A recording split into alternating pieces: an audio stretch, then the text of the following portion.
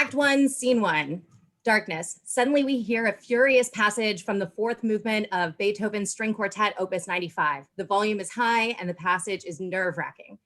The time is December 1895. Police whistles rent the air as voices shout, "Stop that man, stop him. He's a killer." A woman screams and the lights come up. We're in the sitting room of a middle-class house in London at the very moment that a strange man is bolting through the open front door. The chairs and sofa in the room have dust covers over them. The curtains are drawn over the windows. There's a Christmas tree in one corner, but it has no lights or ornaments on it. A moment later, a second man runs in on pursuit. His name is Sherlock Holmes. Stop! Moriarty, it's over. Never! You'll never catch me, Holmes. I've eluded you this long, and I can assure you that I'm not about to get caught now. Holmes reaches for his gun, but it's not there. He pats his clothes, but it's gone. Moriarty smiles. This afternoon at Dr. Watson's office, I took the liberty of relieving you of your gun. Moriarty pulls out the gun, points it at Holmes, and pulls the trigger. Click. It's empty. Moriarty is shocked. This morning at the gasworks, I took the liberty of removing the bullets. Damn you, Holmes! Moriarty throws down the gun and rushes to the back door of the room. He tries to escape, but the door is locked. There is no means of escape at this time. Of course there is. There's always an escape. In my time, I have robbed the Khedive of Egypt. I have emptied the Bank of England. Do you think that I'll surrender to a two-bit consulting detective? Picking up the same gun and pointing it at Moriarty. I'm afraid you'll have to. Oh, please. The gun is empty. Bang! Holmes has shot the gun within inches of Moriarty's face. I emptied only the first chamber. How else to catch a master criminal? Moriarty looks around wildly for a means of escape, and he sees the open window across the room. He makes a run for it as Alice and Marianne rush into the room. Mr. Holmes! Don't do it. There's 3 stories. Too late, Moriarty has launched himself out the window. Ah! He falls with a horrible thud on the street below. At this moment, Count Zerlinski enters. He is dressed in full Hungarian royal regalia and speaks with a heavy Eastern European accent. Oh, Mr. Holmes, thank God you're safe. Well done, Mr. Holmes. How do you do, Count Zerlinski? Come, we get the letters from the dead body. Ha! At the mention of letters, Alice goes pale. The letters are not on the body. I secured them this morning. Oh, excellent. Please hand them over. I'm sorry, guys. I'm afraid I can't do that. But why not? Because they compromise a young lady who deserves better. A young lady who made one small mistake, but who will not, I promise you, pay for it for the rest of her life. But Mr. Holmes, the prince will be furious. He will ruin your reputation. He will have my head. He will... Get out, now! I don't want to see you ever again. This is not Count over. Zerlinski leaves. Count Zerlinski, wait! She runs out after him, leaving Alice and Holmes alone in the room. Then you did promise to give him the letters. Yes. And now that you see me in my true light, we have nothing left to say but goodbye. My supposed friendship for you was pretense, a sham. I don't believe you. Why not? From the way you speak, from the way you look. You're not the only one who can tell things from small details. Kiss me. Kiss me and then tell me you don't love me. Sister. I don't. He takes her in his arms and kisses her passionately. Strong music, and the curtain falls. We hear the wild applause of an audience and realize now that what we've seen is a play within a play. In reality, we're in the Palace Theater in New York City in early December 1936. The curtain rises and the entire cast of 5 appear and take their bows. Then the man who has been playing Holmes steps forward and holds up his hand to quiet the crowd. Ladies and gentlemen, Merry Christmas. My name is William Gillette, and I thank you for your kind reception of our play about a man of reason who loses his heart and stands up for one fixed star in his firmament, the cause of justice. As many of you know, I wrote this play some 15 years ago with the blessing of Sir Anthony Conan Doyle, in order to keep his greatest creation, Mr. Sherlock Holmes, alive and well on the stages of the world. Any success we have attained, I attribute entirely to Sir Arthur, though I'm more than happy to bask in his reflected glory. This was our final performance in New York City, but I hope that you will come see us again on tour, which we begin right after Christmas, and just... Wait. Stop. Don't anyone move. That man has a gun. No. I'm not joking. He could be. Bang! A shot is fired from the audience, and Gillette cries out and falls to the ground. The actress playing Alice, who is beside him, screams, then kneels over him. Her name is Aggie. William, please, somebody get a doctor. William! Oh, there he is. Doctor! Doctor! As the curtain falls, the stage goes black. We hear more of the furious Beethoven quartet. It sets our nerves a jangle as we transition directly into... Apparently my music doesn't work. Scene 2. We're in the living room of the home of William Gillette. 2 weeks later, it's early evening on Christmas Eve, 1936. Note, it's actually the same room we saw in the Sherlock Holmes play during scene 1, but the dust covers have come off the furniture, the curtains are pulled back, and we're now in the bright, sunny living room of a mansion on the Connecticut River. The room is glamorous, theatrical, and extremely hospitable. A whirl of gleaming surfaces and exotic prints, modern light fixtures and Art Deco mirrors, blah, blah, blah. At the moment, the set is decorated for Christmas, so there is a large Christmas tree in one corner, beautifully hung with ornaments and lights, with a number of wrapped presents underneath. There is also tinsel everywhere and cute Santas and Rudolphs. Also, since the house is owned by a hero of melodramas, there are swords and pistols placed dashingly on the walls. There are doors to the hallway staged right and a staircase leading to a landing. There are French doors. There is also a closet door that will be important later. During the transition, we hear a broadcast from a radio set.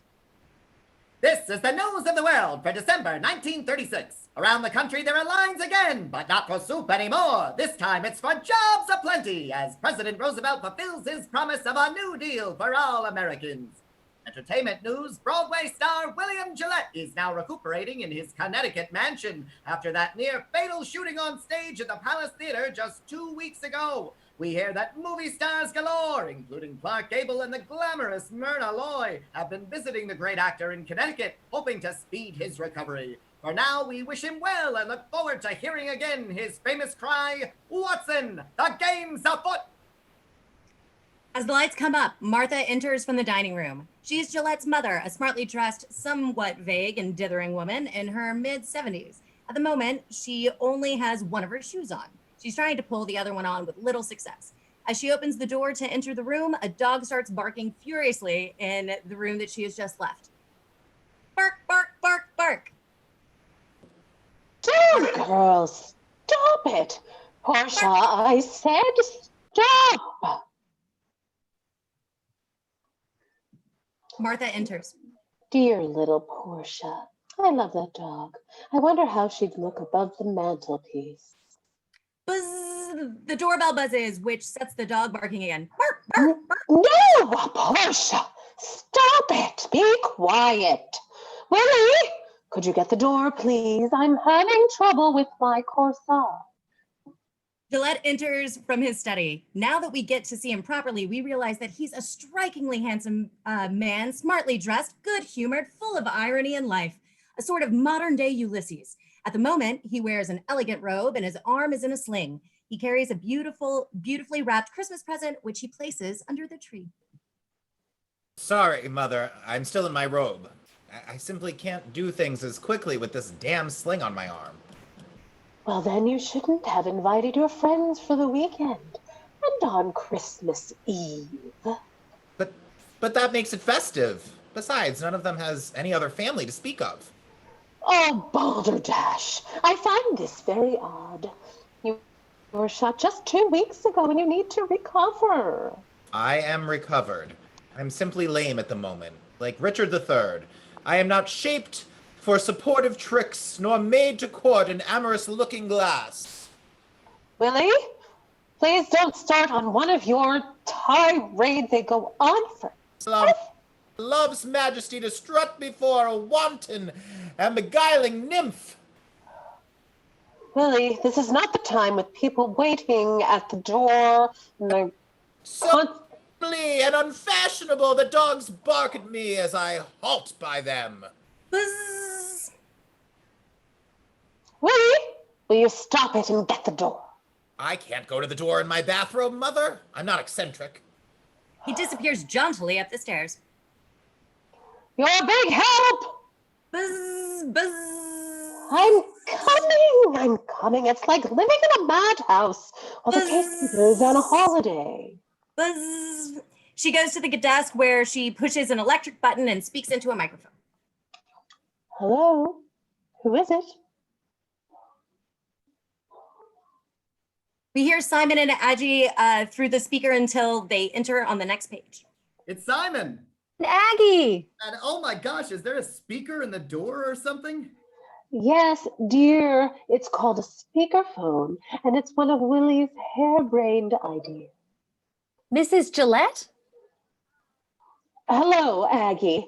How nice to meet you, dear. This is amazing. It's like Flash Gordon or something. Where are you then?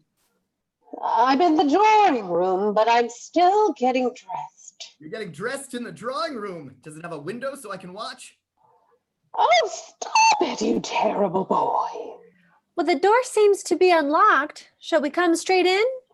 Yes, please, and bring the delinquent with you. Martha gets her shoe back on and checks her makeup, at which point Simon and Aggie enter. Aggie, who played Alice in the play in scene 1, is a real product of the age. 25, beautiful, bright-eyed, and full of spunk. She's dressed to perfection in a fur-trimmed coat and muff for the holidays. Simon, who played Zelensky, is sweet and enthusiastic, also 25. They're both innately affectionate and good-natured and make a wonderful couple. Holy smoke! Where God would live if he could afford it. Mrs. Gillette? Aggie Wheeler, after all this time, I can't believe we haven't met before. Neither can I. I've heard all about you from Willie, of course. He simply raves about you. He's wonderful. Oh, doggone it, you finished dressing. You wicked creature, get over here. They embrace affectionately. Marry me now, before the baby arrives. Oh, you. I've known this young man since he was an extra in Pride and Prejudice. I played Mrs. Bennet. Oh, I wish I'd seen it. I pretended I was a little dotty and not all there, you know. It was quite a stretch. Oh, be quiet. Did you make me a Christmas present? I love your presents. Last year, she made me her famous peach preserves. I was doubled over with joy for 3 days. This is for you. Merry Christmas. Oh, thank you. It looks beautiful. The house is amazing. It must have cost the earth. Oh, you know, Willie. It's never by halves. When did you move in? Almost 3 months ago now. And how is he feeling? Well, he scared me to death getting shot like that, and now he insists he's going to catch the culprit all by himself. I say to him, Willie, you're not a policeman. But he looks up, locks himself up for hours in his laboratory. You have a laboratory? My dear, this house has everything. Watch this. She pulls a lever and a floor-to-ceiling portion of the bookcase swivels around to create a bar, complete with 2 bar stools and a bar table. In other words, it's a sort of hidden room within the room that is only revealed when the lever is pulled. Good Lord. That's one of his favorites, along with the miniature railroad, the electric snow shovel, and the exploding monkey. Buzz. That will be Madge and Felix. I'll be right back. She exits, leaving Aggie and Simon alone in the room. Aggie takes a deep breath. Are you holding up all right? I think so. You'll be fine with it. Just trust me. Right. Good egg. You're sure? Absolutely. I want to see their faces when we give them the news. They'll say, what? What? Madge and Felix enter.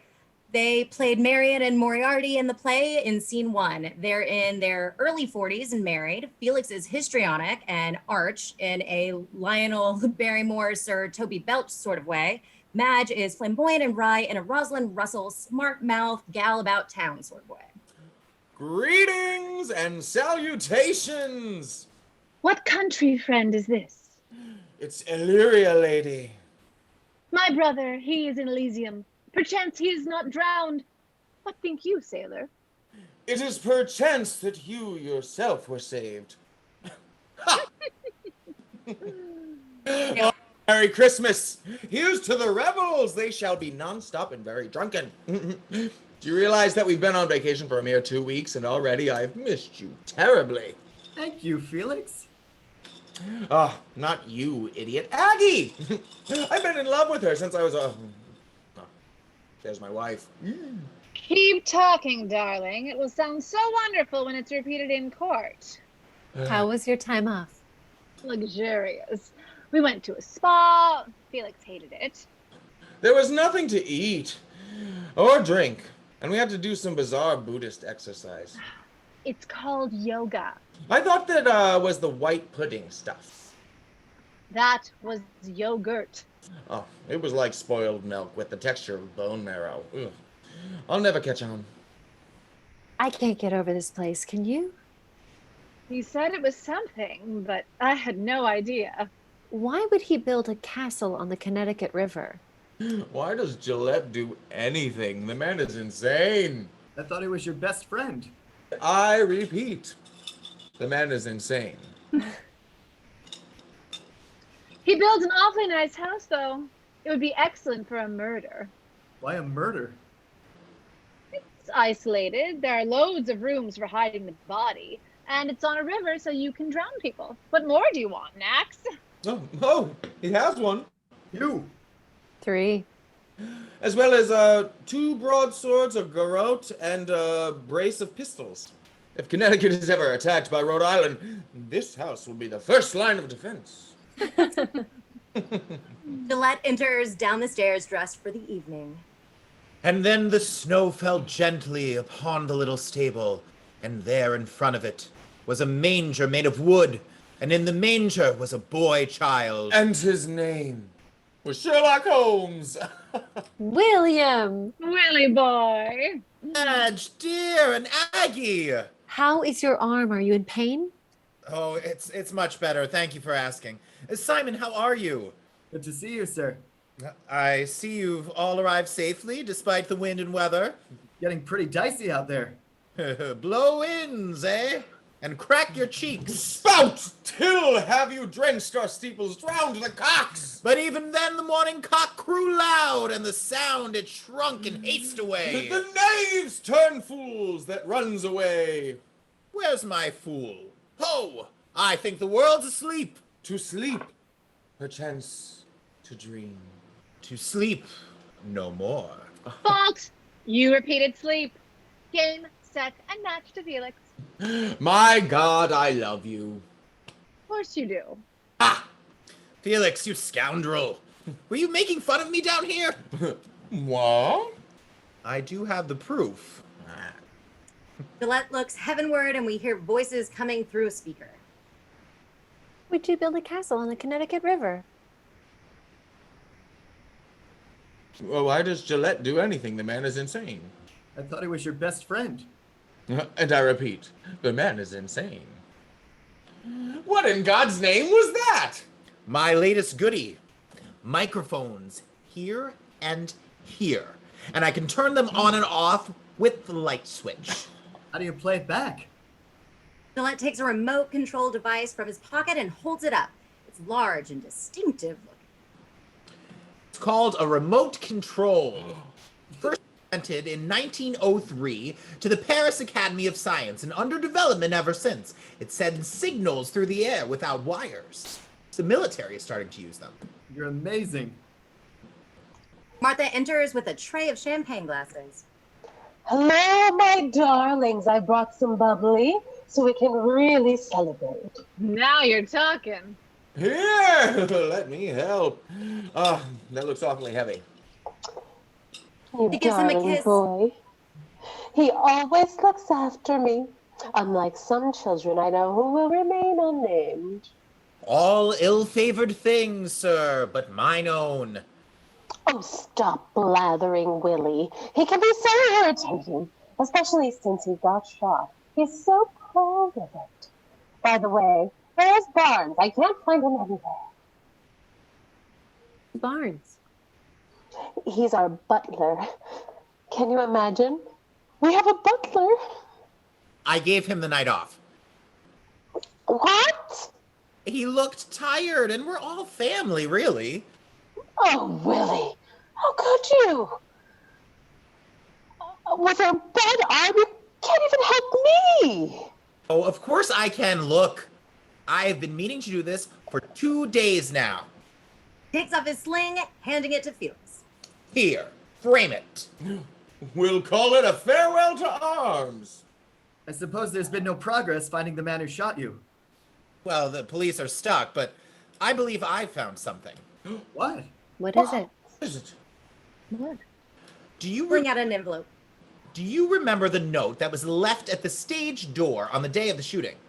Stage door. I do. Old Nogsy told me the envelope was addressed to you, but the note was blank. Exactly. And the police lost interest in it. He pulls a Bunsen burner from under his desk and places it on the coffee table. During the following, he lights it and everyone gathers round.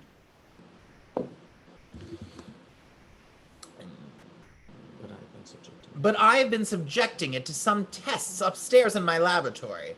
And in the end, it was a matter of trial and error. Take a look. He holds the note over the flame. It took a few tries, but I mixed a little sodium carbonate into the alcohol, so it isn't just the heat that's doing it, it's also the chemical. My gosh. Look! Writing has appeared. Dear Mr. Holmes, bang, you're dead? Then they were trying to kill you. Wait, there's more. Look. HVIII 135. It's like a cipher. And maybe it's a German code. I mean, with Hitler and all. Possibly. On the other hand, Aggie, could you please hand me that Shakespeare on the bookstand? You see, most people don't realize that when Sherlock Holmes says the game is afoot in the adventure of the Abbey Grange, he is in fact quoting Shakespeare. Which play? HVIII, Henry VIII. That's a wonderful guess, Simon, but it's wrong. Henry V. Of course. Once more into the breach, dear friends, once more, or close the wall up with our English dead. I see you stand like greyhounds in the slips, straining upon the start. Games afoot. Games afoot. So HV is Henry V. And III 135 is... Act 3, Scene 1, line 35. Showing them the book. At the marking. The game's afoot. Wow. was left for you at the stage door? That's rather creepy. But what does it mean? Whoever tried to kill you is seriously crazy. There's something more, isn't there?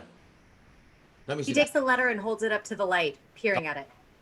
There's a watermark. The watermark. An impression pressed into the paper when it's manufactured. A sort of advertisement. Hotels do it and businesses. Oh, Christ! What? Where is it from? The Palace Theater. No. I'm not following this. It means whoever wrote this had access to the theater's stationery. It means they worked at our theater.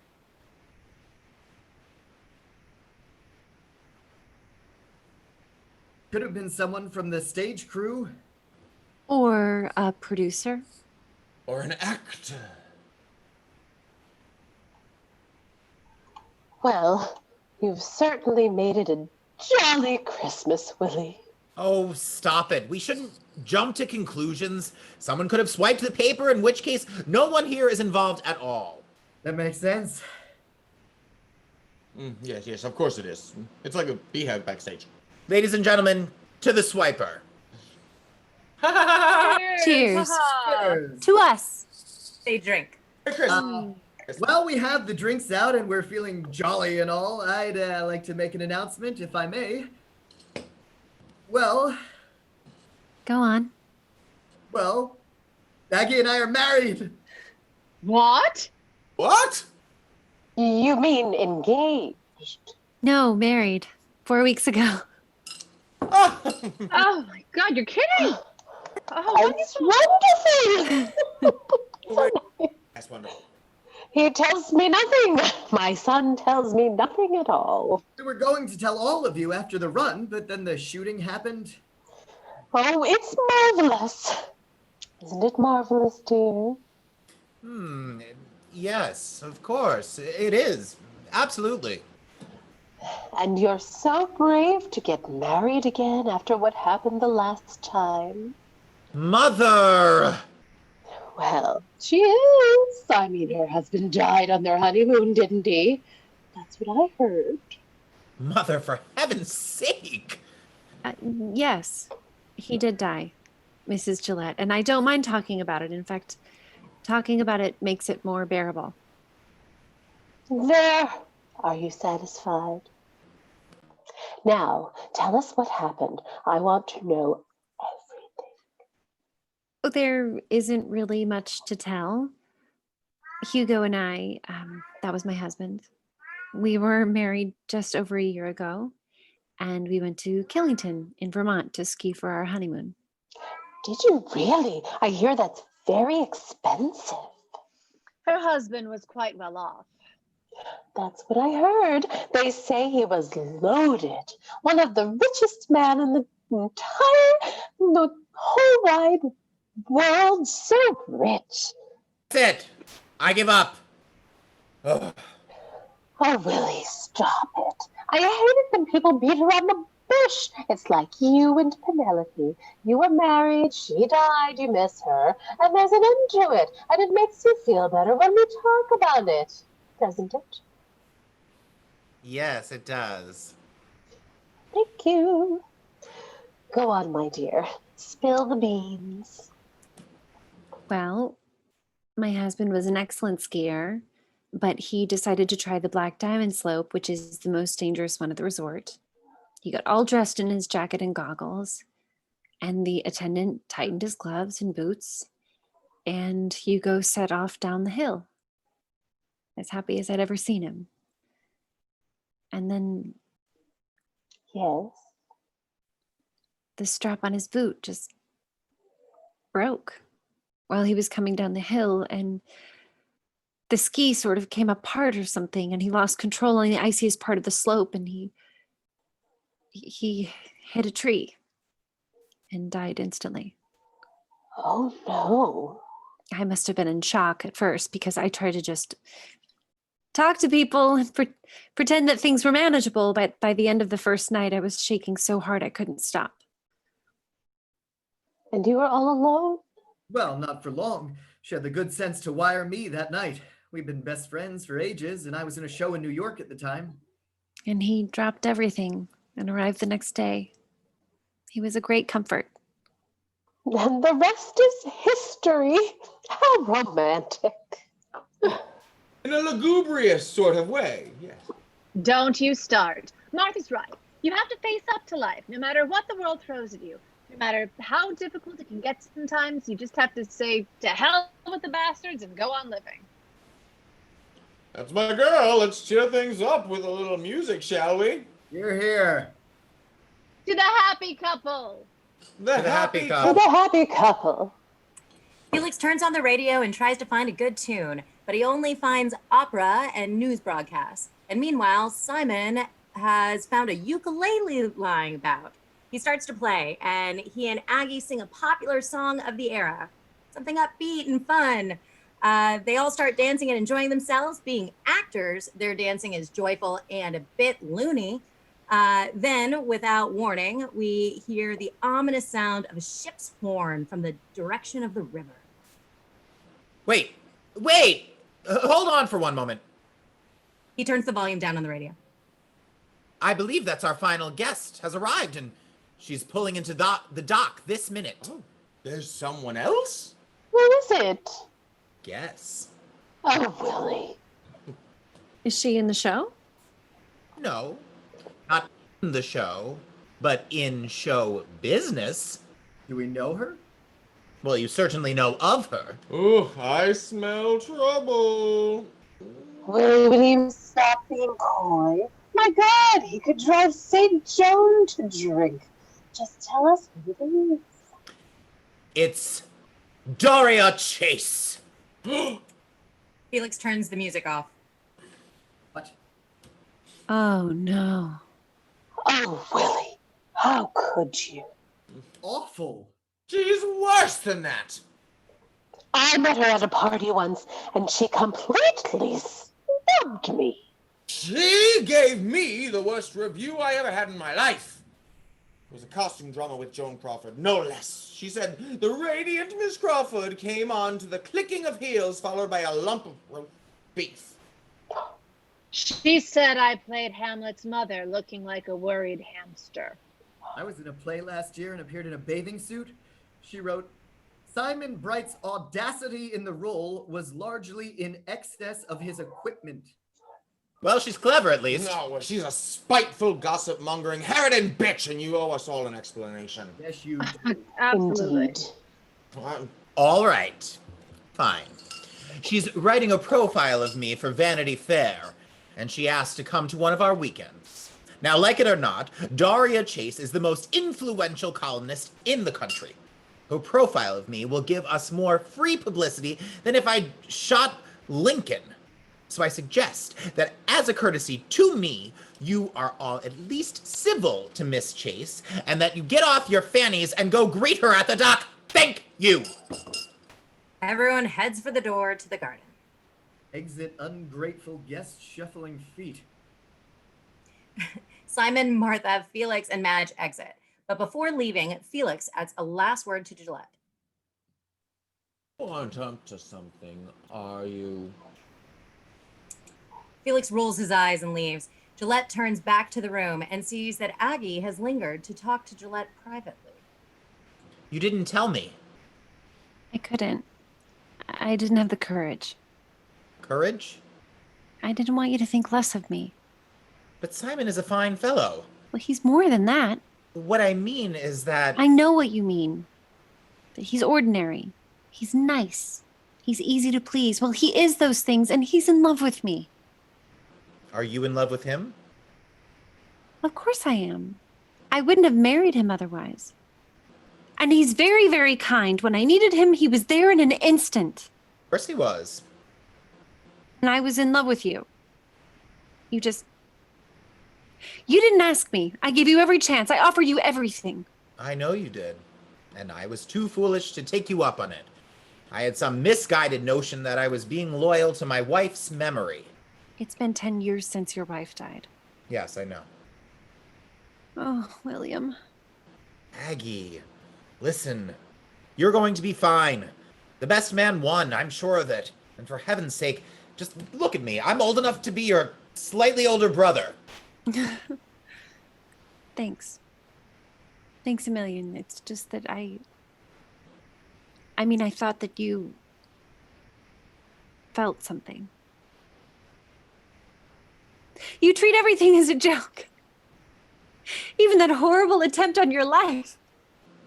Not as a joke, my dear, but as a game, which is a different thing entirely. Look, we have chosen this mad life of ours, and we'd be insane not to accept it for what it is. Do I go to an office? No. Do I wear a tie to work? No. We're actors. We wear silly costumes. We put on noses made of putty, for God's sake. We don't want to be grown-ups. We're all Peter Pans, and good thing it is, too. I don't want to leave all the fun behind because I've reached some magical age of regret. That's what they want us to do. Well, you know, all of those gray, faceless accountants. And I won't do it. I won't. I don't treat life as a joke. I treat it as the most glorious game ever intended. Love and heartbreak? Game. Life and death? The greatest game. The biggest adventure. Shakespeare got it right on the nose. Henry V charging into battle against the overwhelming odds, and what does he cry? It's all a game, and if I die, I die. So let them praise me, hate me, or shoot at me. But at the end of the battle, I will have lived, even for a moment. And if you think you need Simon in order to live like that, then take him by all means. Cling to him. Don't hesitate for a second. I will, however, miss you intolerably. Aggie is speechless. Her heart starts racing and she realizes how much she loves him. She leans in to kiss him when sounds from the terrace interrupt the moment. Hey, Gillette, guess who's here? It's our old friend, Daria Chase. Daria Chase enters, followed by the others. Daria is gorgeous, glamorous, and dressed to the nines with holiday chic. She's one of those people you can't take your eyes off of. And despite all of her showbiz cattiness, you can't help liking her or at least admiring her. She has a wonderful sense of humor and has invented herself from the ground up, which is no mean feat. Merry Christmas! Oh, William, my dear, sweet, vulnerable man. How is your arm, your heart, your soul? Oh, after that ghastly shooting, I thought I'd never see you again. That or I'd find you limping like a broken lion to a final watering hole. And here I am, as right as rain and twice as healthy. Daria, you look magnificent. Oh, please. I simply grabbed whatever was hanging in my sad little closet as I bounded out of New York City for the countryside on Christmas Eve. And I had Christmas Eve, and oh my God, just smell the air out here. I haven't smelled air like this since I was a little girl growing up in Kansas or wherever I was with all those divine little cows and things. How lucky you all are to have this nature to comfort you. Just like that famous painting on the grass, but with their clothes on. Oh, Felix, my dear, how are you?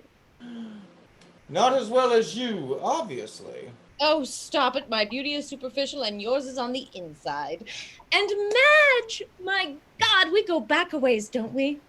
I remember when I first came to New York as a youngster, how I looked up to you with your years of experience.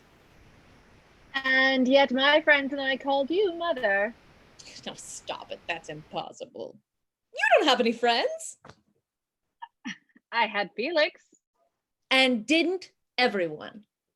Daria, let me introduce you to the rest of the clan. This is my mother, Martha Gillette. We've met before, very briefly at a party. But I do read your column. In fact, I keep it right next to my bed in case I can't go to sleep tonight. Mother! What a witty thing to say. And so unexpected. Oh, Daria, it's nice to see you. Simon, my dear, you're looking very well. As do you. I didn't know that you two... Yeah, of course we do. We met at Killington at the big weekend. I was just there for the skiing and those divine parties. Then, after I left, your husband had that ghastly accident, didn't he? Oh, I was so upset. If I had stayed, I would have had one of the biggest scoops of the whole year. And poor you, it must have been very upsetting. I'll bet you don't know they're married now. For 4 weeks. 4 weeks, 2 days, and 6 hours. I'm especially proud of the 6 hours. It shows I can really stick with it. The truth is, I do know about it. And I plan to put it in my column on Monday morning. I mean, just look at the two of you. You're headline news. 1 minute, you're character actors. The next minute, you've inherited half of the Pacific Northwest. What do you mean? What do I... Darling, you've just married the merry widow of Manhattan, for God's sakes. Sorry, but you've got it wrong. Hugo didn't leave her anything. Excuse me, but I'm a reporter. When I found the records on your marriage, I happened to see Hugo's will and testament. He left you everything, didn't he? All of his millions.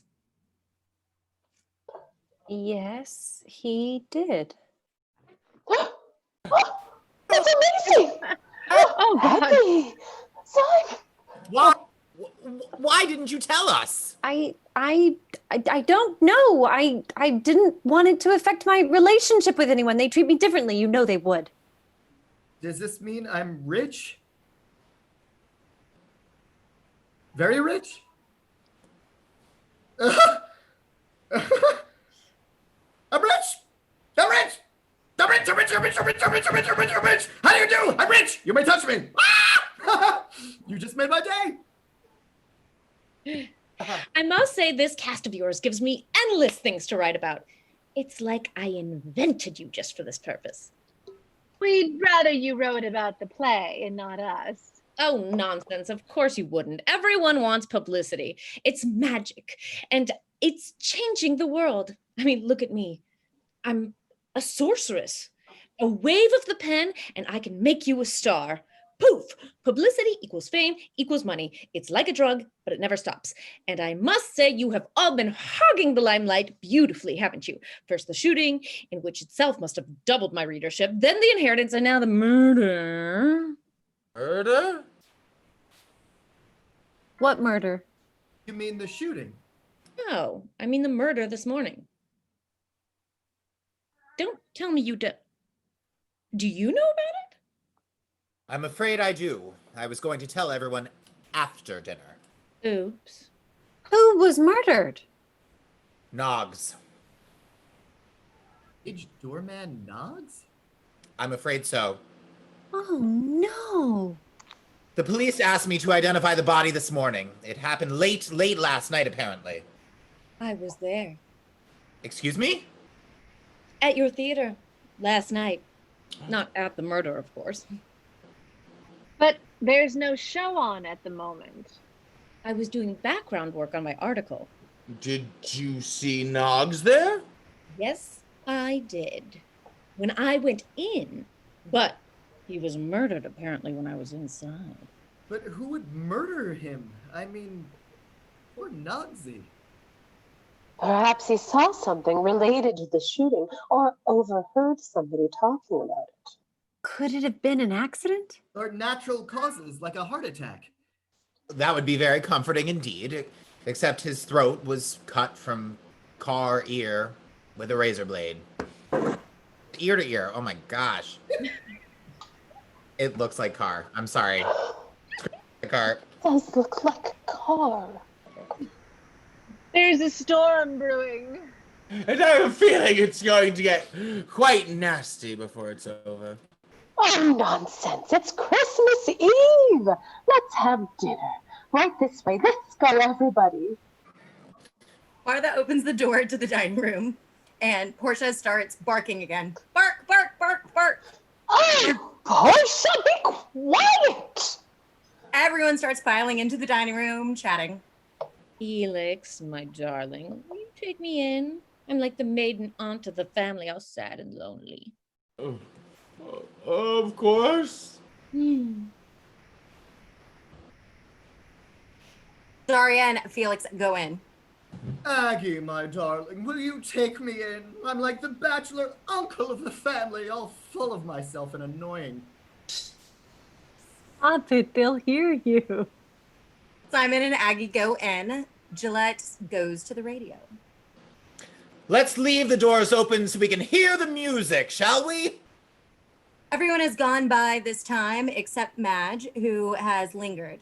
She waits to make sure that she and Gillette are alone, then says quietly, Are we still going to go through with it?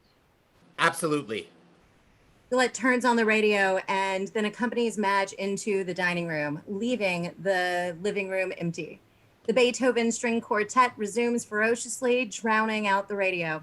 As the stage goes black, we hear another huge clap of thunder. Hey! And see a flash of lightning. Yeah. Scene 3. The same room, an hour later. The scene begins with more Beethoven, the same quartet. Then comes a boom of thunder and a flash of lightning. And we see a blizzard of snowflakes out the window. As the lights come up, Aggie is alone in the room. She's looking wistfully at some memento of Gillette, perhaps a painting of him or a piece of Sherlockiani. We hear laughter from the dining room. After a moment, Felix enters. I'll be right back. Hurry it up. We want dessert! Felix closes the door behind him and then sees Aggie. Aggie, dear, are you all right? I was looking around. Beautiful here, isn't it? Spectacular. But that's William, isn't it? He likes the best. But he usually gets it, but not always. I had no idea he was this successful. He's taken us all by surprise, actually. He and I started out together. We were roommates in the city. Both of us as poor as church mice, auditioning for everything that came along. Then one day, out of the blue, he says, I think I'll write a play about Sherlock Holmes. And I say, oh, don't be ridiculous. That'll never work. So he writes the play and stars in it, and it runs for 20 years, and here we are. I know he admires you tremendously. Does he? Daria appears at the top of the stairs and sweeps down. Well, if it isn't the heirs of Brooklyn. Hello. Do you know, I've been thinking about what happened to you. Pretty young actress, no money, meets eligible young man who's very rich. He falls deeply in love with her, marries her, and promptly dies on the honeymoon. And I think to myself, you must be the luckiest girl in all the world. Daria, she lost her husband, for heaven's sake. Oh, please, husbands are a dime a dozen. They come and go like ducks around a country pond. They waddle around looking self-important. They quack as though someone is actually listening to them. And then mercilessly, they die off and disappear. I think I should go now. Aggie exits into the dining room. Yeah, that was very endearing of you, Daria. Why not just take an axe and chop her feet off? Oh, grow up. The little gold digger hit the jackpot. What more does she want, a trophy? And she got Simon in the bargain. Now let's stop talking about them. Let's talk about me instead. What is it that you like most about me? Your shyness. I like you because you're handsome and stoic. Doesn't all of Gillette's success make you want to scream? Are you seething inside with jealousy? No! He's my best friend. Really? You didn't try to shoot him then? How could I? I was on stage when he was shot. So was everybody who's here this weekend. Except dear innocent Martha. Yeah. And you? Why would I want to shoot him? I haven't slept with him yet. Now stop being stoic and kiss me. I'm a married man. You mean your lips don't work at all anymore? Daria. 10 minutes upstairs, they'll never miss us. Daria! We could just spend time together. We could be spending a great deal of time together. In there. Eating dinner. You're angry about the review, aren't you? You did call me a side of beef. But in a nice way. Oh, Felix, I was just trying to get a laugh. I should tell the truth when I write, shouldn't I? Truth and beauty, as the poet Shelley said, is all we know on earth and all we need to know. Keats. It was the poet Keats. You know, Felix, you're even more attractive when you stand up to me. She kisses him hungrily on the lips and really goes at it. Then she breaks it off. I should go back to the others. Not yet, surely. Daria. Daria, down. You know, Felix, there are certain things I know about your past that you might not want bandied about with your loved ones. So it might be in your best interest to be a little bit nicer to me, don't you think? We see a flash of anger cross Felix's face as the door of the dining room bursts open and Gillette enters, leading his guests. Wonderful dinner. Kudos to the host. Thank you. Ah, the straight master of the revels. Stir up the Athenian youth to merriment. Awake the peril and nimble spirit of mirth. I shall turn melancholy forth to funerals. Now get out the cards so we can play some bridge. I vote for Pinochle. Charades. Dancing! Oh, come. I have something planned that's better than all of those put together. I'll give you a hint. It involves shimmering images. Oh, Willie. Here he goes again. You have a screening room like they do in Hollywood. No, but a good guess. A slideshow! A walk in the moonlight. Clever, but unlikely under the circumstances. Oh, what is it, Will? You are so aggravating. Well, what do you say to a seance? Seance? When, when churchyards yawn and self breathes out contagion to this world. Do you mean like holding hands and talking to the dead? We don't say dead. We say passed over. Yeah. Or we say lunatic head of acting company forces guests through traumatic evening. Are you really a believer? Yes. That's it. I'm getting to be. Conan Doyle me started, and he's quite fanatical about it. But don't we need a medium or something? We do indeed. And tonight, we have the best in the business. Daria? Oh, I knew it! I knew you were up to something. I'm warning you all right now that I take this very seriously. When did you... I've been a medium since I was 15. I was staying in Paris with my aunt and uncle who were in grief over the loss of their daughter, my cousin Clemence. The family dabbled in these things, and one night they included me in their ceremony. They were trying to contact Clemence and having no luck when, suddenly, without warning, she started speaking through me, through my lips. That must have hurt. It was exhilarating. But why have a seance tonight? Who are we contacting? Guesses? Nogs! Dear old Noggy. Why? Because, dear boy, he must have overheard something in one of the dressing rooms, the plot to kill Gillette, presumably. So if he tells us what he saw or heard, or the name of the person who slit his throat, then the mystery is solved. Am I right? Exactly. Does that mean we're all suspects? Oh, no, not at all. He might say it was the understudy or the wardrobe mistress. Or my Aunt Fanny. Let's go, let's go!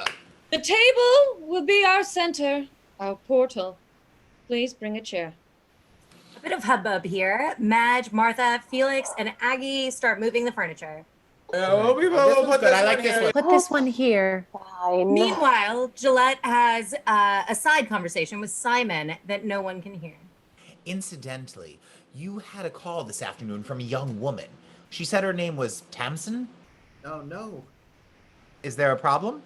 No. Well, she was a friend of mine, a girlfriend, actually. She knows that I'm married now, but she persists in calling me. It's crazy.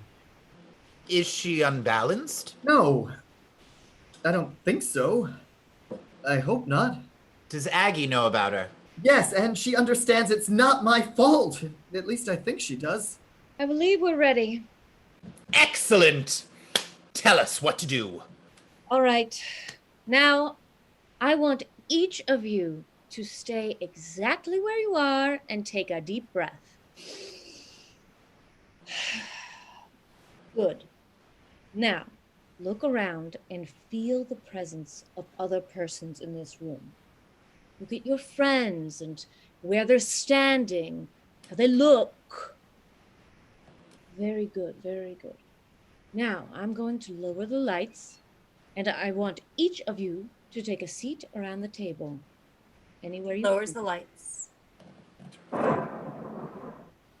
Beginning to feel creepy already. You are creepy already. Shh, be quiet. Now, I'm putting some music on just to calm things down. The mood in the room is very important. Turns the radio on at a low volume and we hear a Christmas tune. Let the mood relax you. Let it enter your bodies slowly, deeply. Get used to this. Does it always work? I mean, are you always successful in reaching someone? Oh, not at all. Quite the contrary. All we can do is create the proper atmosphere so that someone from the other side will want to join us. We can serve drinks. My contact is a young actress who was murdered by her husband in 1820 in London after a performance of Othello. He thought she was committing adultery with the other leading man. Oh, life imitates art. Isn't that comforting? Now, put your hands on the table, fingers touching.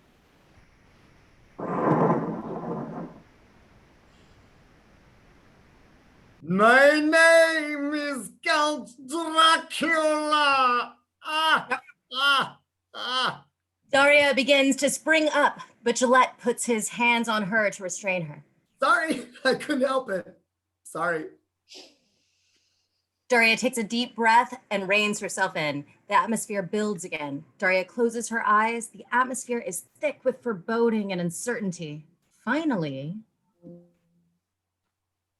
Laurentia? Are you there? Laurentia, dear, this is Daria. Could you come and visit us? Laurentia, I think you'll like this visit because you'll be doing someone a big favor.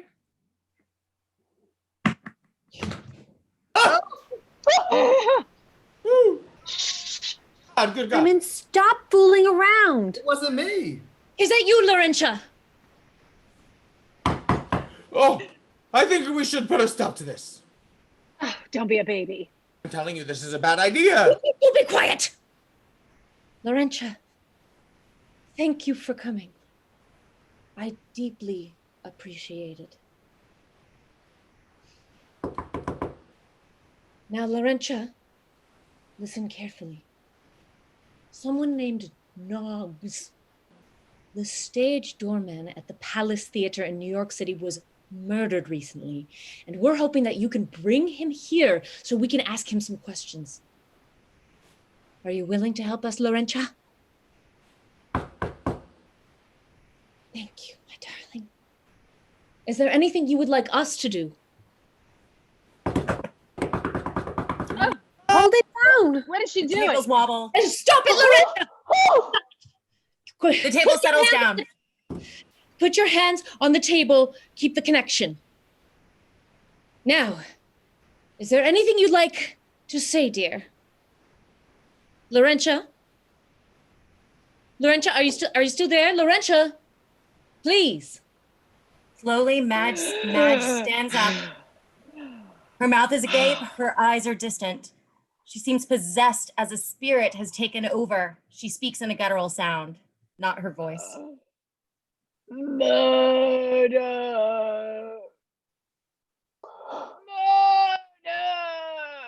Madge! She raises her hand and points straight at Simon. Or die. What?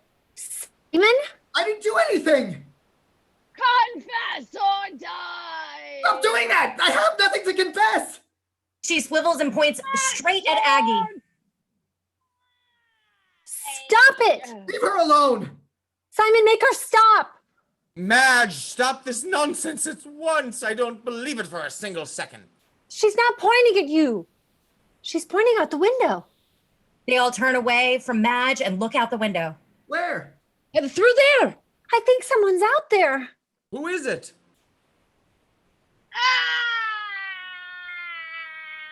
Everyone turns quickly to look back at Madge, and she has a large knife sticking out of her chest. There's a look of terrifying shock on her face, and for a moment, everything seems frozen in time. There's a loud boom of thunder, and Madge convulses forward. A stream of blood shoots out of her mouth, and she falls forward onto the table with a thud. Oh my God! Call an ambulance! No! Don't touch her! Whoever killed Noggs is next, so for God's sake, confess it now! Confess it, I beg you! No one? Well, Madge stands up and pulls the knife out of her chest. that didn't work very well now, did it? It was a good try, though. Except now we're going to get yelled at. I can feel it. Madge! I'm sorry, darling. It was his idea. And we had this knife left over from that production of The Maid of Turkey. And the blood, of course, is from Titus. You mean this was a joke?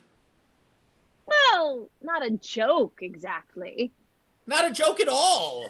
We're trying to find the murderer. Which means you do suspect one of us. Well, not exactly. I was frightened to death. I had my suspicions. Oh, you did not. I'm sorry, old man. Don't touch me, you idiot.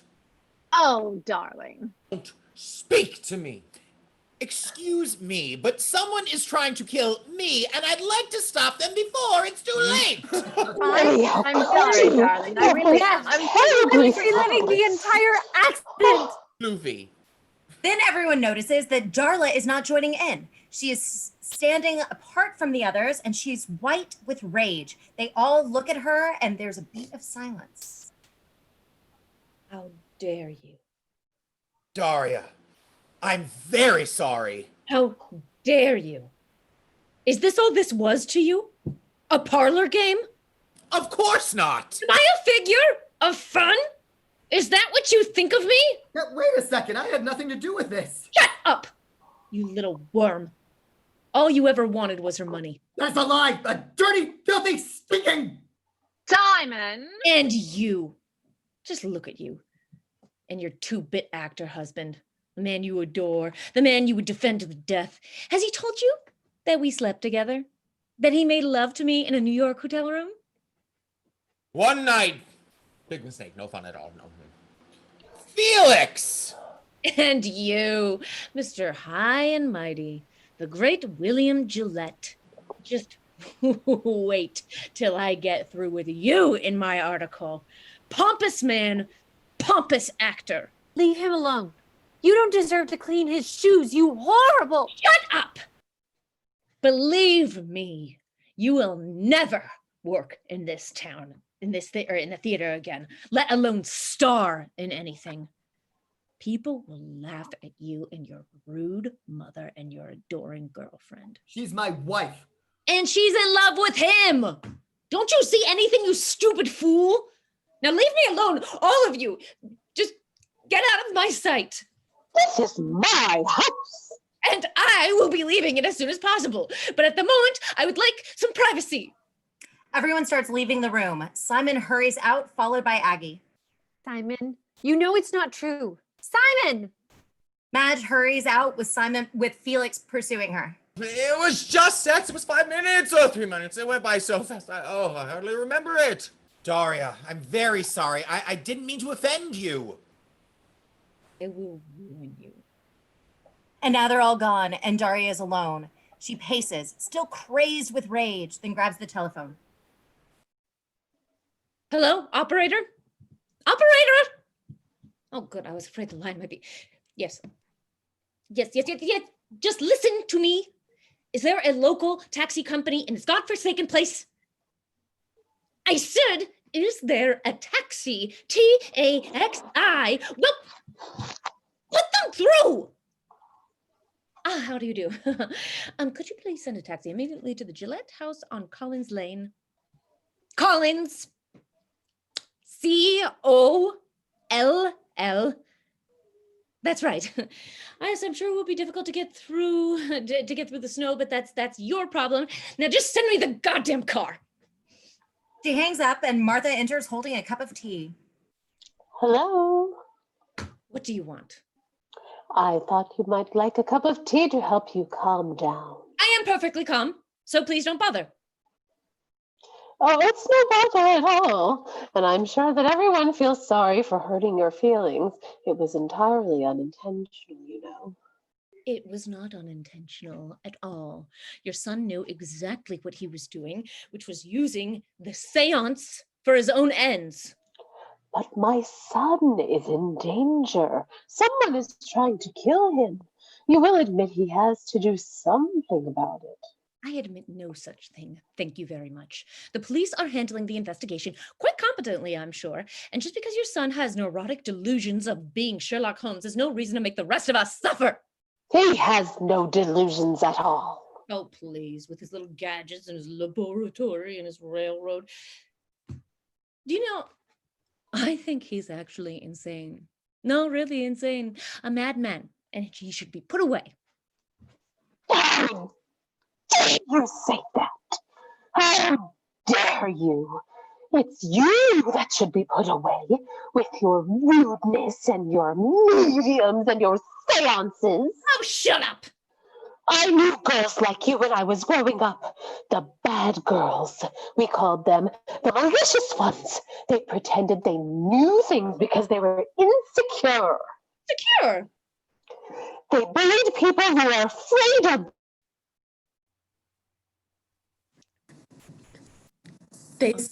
Sorry. Oh my God, what just happened? You're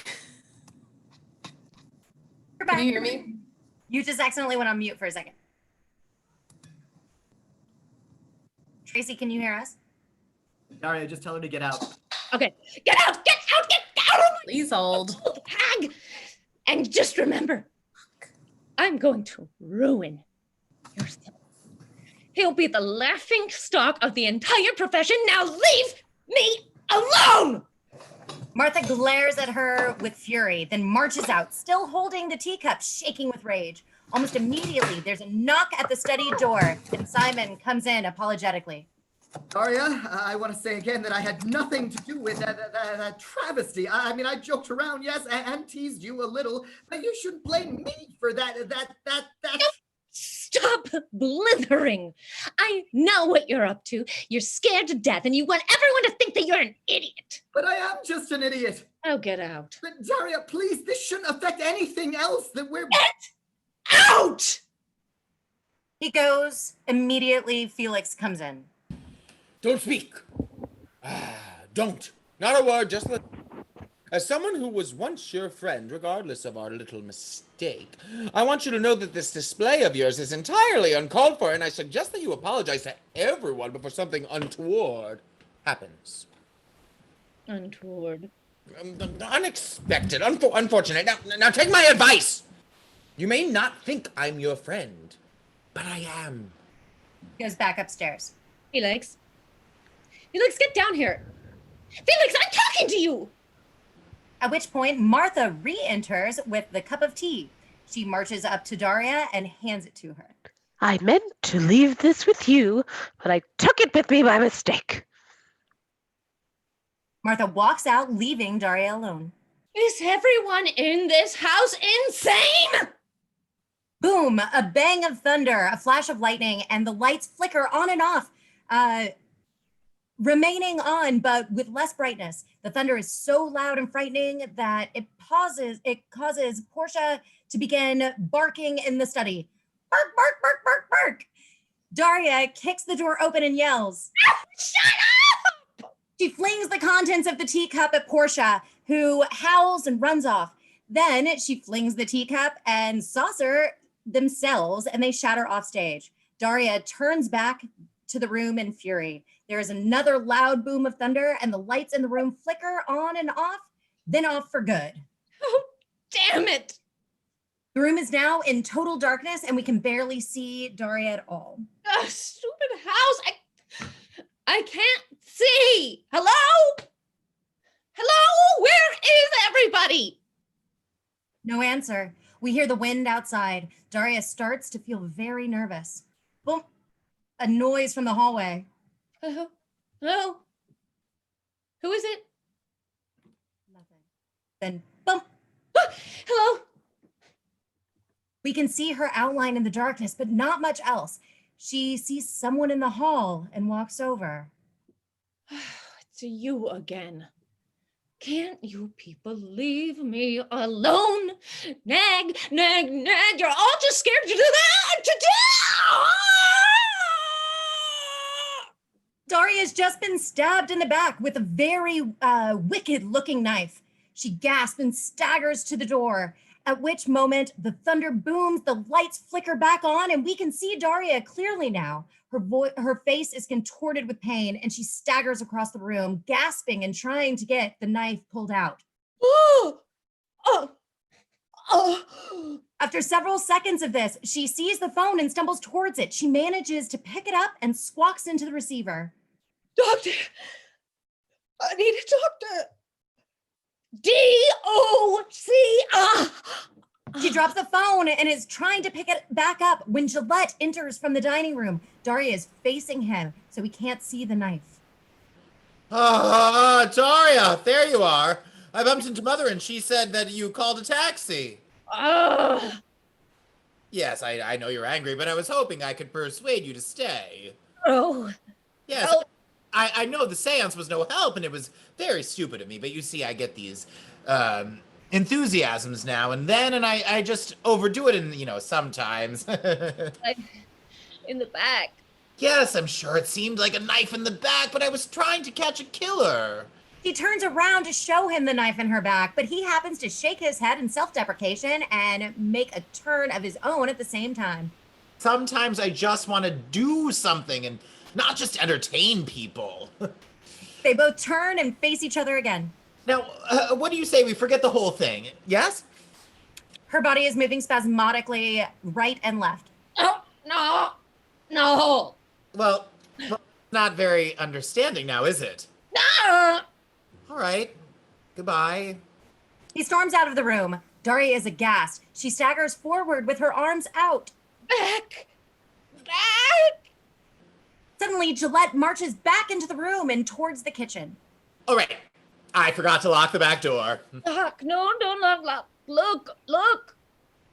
I'm not looking at it. I'm locking it. I'm closing up for the night. Look. Daria, what in the devil are you? With a final scream, she collapses spectacularly onto the floor and dies. And now, at last, Gillette sees the knife sticking out of her back. Oh, dear God! He springs to her side and checks the pulse in her neck. He looks up in shock. She's... Thunder, Beethoven, blackout. 1. Act 2, Scene 1. The action is continuous. We hear the Beethoven quartet and then a huge crash of thunder and lightning. The wind howls and the snow is falling in sheets. When the lights come up, Gillette is still kneeling over Daria's body, taking her pulse just as we left him. Dead! 1,000 thoughts are going through his brain, and his head darts from side to side looking for a clue. This is a challenge worthy of Holmes himself. He looks carefully at the hilt of the knife sticking out of Daria, then looks at the wall of weapons behind him and sees the empty space where the knife used to hang. Good God! It's my knife! He springs up and looks down the hall, then through the French door and the door into the dining room. The killer is gone. He takes the Afghan from the sofa and throws it over Daria's body. Then he hurries to the telephone. Hello? Operator? Get me the police. P-O-L... Yes, that's right. Thank you. Hello? Is this police? I have to report a murder. Martha enters from the hall. Willie, dear. Mother, stay out of this room.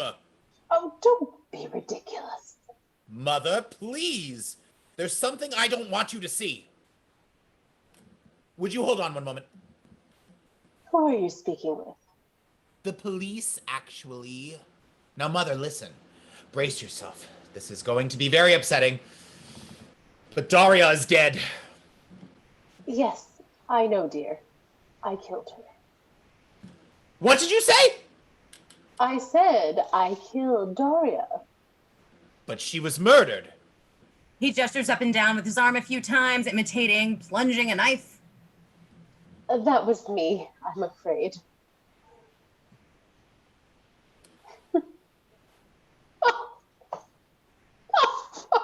Oh, Willie. I'll get back to you. Mother, what happened? I was just so angry at Daria for speaking to you the way she did that I lost my temper. She was... Well, she'd have done it too. She was ruthless. She was evil. She was a theater critic, for God's sake. I suppose I'll go to jail now, won't I? No. You won't. I won't let that happen, I promise you. But how is that possible? I don't know yet, but you'll have to do everything I say. I suppose I can try. Good. Now, I want you to go upstairs, take one of your pills. It'll make you sleepy. No, take 2. When I take 2, I can't even see straight. Good. And then go to bed. We'll discuss it in the morning. Oh, Willie, I'm so sorry for doing such a terrible thing. But I couldn't let her hurt you. I just couldn't. I understand. Now you go up. Straight to bed. You promised. Oh, all right. Night-night. Sleep tight. Don't let the bed bugs bite. He hugs her son. Willie, I love you so much. And I love you. Incidentally, that taxi Daria ordered before she died, I canceled it. I took the view that she wouldn't need it once she was dead. Good night, dear. She exits. Oh my God! At this moment, Felix appears at the top of the stairs and begins descending. He's angry and he doesn't look up, so he doesn't see the body at first. Oh, Felix, thank God! Come here quickly! No, don't speak to me, you reprobate. Yes. I know I was stupid. I apologize. I'm groveling, but I need your help. I'm sure you do, because you had to stage a seance. You had to pretend my wife was murdered, and you certainly had to. What the hell is that? Gillette lifts up the blanket a bit. It's Daria. She's dead. What's the joke? There's no joke. She's dead. He's sure this is a Gillette special. He bends down and pokes the body. Oh my God, what happened? Knife to the back. Holy God. Who did this? You're not going to believe it. Who? Mother. My mother did this? Not your mother, my mother! Martha? Oh, your sweet Martha? She was furious because Daria threatened to ruin me. Now I need to protect her. Will you help me? Well, of course, I'll help you. She's like my own mother. But what are you thinking? I'm not sure. I mean, I suppose we should hide the body somewhere in the house. Then we'll claim that Daria left her right after the seance, and we'll have no idea at all where she was going. Then when things cool down, we'll get rid of the body. It does make us accessories to murder, you know. Well, if you don't want to help your dear, sweet Martha, who's been like a mother to you... Oh, shut up. We can't let her go to prison, poor old thing. What kind of life has she had? She's been stuck with you for most of it. What are you doing? Getting rid of the evidence. Gillette is kneeling over the body. He pulls the knife from Daria's back, and it comes out with a hideous pop, spurting blood from the wound. Oh, yuck. Gillette whips a magnifying glass out of his pocket and examines the knife. Look at this. There are fingerprints all over it. You do know that you're not really Sherlock Holmes, don't you? Of course I do, Watson. Bzzz! Doorbell. Good God, who's that? Oh, how should I know? Maybe it's the police to arrest us for murder. That's very funny. Ha ha. Hello? He hits the intercom button. Hello? Who is it? Good evening. This is the police. Yep. To who am I speaking, please? This is William Gillette. May I help you? Yes, I'd like to ask you a few questions, but it's rather snowy out here, so may I come in, please? Certainly. Yes, I'll just be a moment. Thank you so much. He hits the switch, turning off the intercom. Then he notices the murder weapon is in his other hand, and he reacts with another yip. He puts the knife in the top drawer of the desk and slams it shut. God, what are the police doing here? I just remembered I called them after I found the body. Oh, great. But then Mother confessed, and I told them not to come. That's all right then. Hello, police. There's just been a murder. But whoops! I think my mother did it, so please don't bother stopping by. Oh, I'm laughing behind this mask of horror on my face now. Pick up the body so we can hide it. They pick up the body at the arms and legs and start dragging her from one end of the room to the other, looking for a hiding place. She's heavier than she looks. Well, put your back into it. She must weigh 1,000 pounds. At least it was all in the right places. Where shall we put her? What about the closet? Good idea. They get to the closet door, open. Hoist her up! I'm trying. I don't think she fits. Let's stand her on end. That should do it. There. Oh, Good. They have her standing up in the closet, and Felix closes the door. I'll get the policeman. He heads for the door, but as he goes, the closet door swings open and the body starts to fall out. Felix! Felix catches her. What are you doing? It's not my fault. Of course it is. You didn't close the door properly. They get her back into the closet, and they close the door again. There. I'd better go. Gillette hurries away, and the door swings open again, and the body starts falling out. Felix! Felix grabs the body and wrestles with it again. Didn't do anything! Meanwhile, Gillette is trying to fix the lock on the closet door. It's the lock. It just won't catch. Who built this place? The three little pigs. Buzz! Gillette rushes to the intercom again. Hello? I'm getting very wet out here. I could make a snow angel if you'd like. Yes. No. I'm sorry. I'll be right there. He pulls the lever on the bookshelf, and the recesses of the bar swing into view. Oh, what a good idea. Oh my God, that's perfect. Why didn't we start there, damn it? I forgot about it. But it's your house. They drag the body into the recess and get her into a bar stool, slumped over the bar. There. How's that? She looks like something out of Eugene O'Neill. You close up. You close up. I'll get the inspector. Just push the handle. Gillette hurries towards the hall. Felix adjusts the body and hurries to the lever in the wall and pulls. But the recess doesn't close. He tries it again. Nothing moves. So the body is fully exposed, and he can't close the door to the recess. He can't close the door. Come on. Would you close, you stupid? Come on. He tries pulling on the door to the recess, but it won't move. By this time, he hears voices in the hall. Welcome, Inspector. Please come in. Thank you. Panicked now, Felix grabs the body and drags it behind the sofa, where it's hidden from view. Anyone walking behind the sofa, however, would see it instantly. As he hides the body behind the sofa, the door to the recess moves into place by itself, hiding the bar.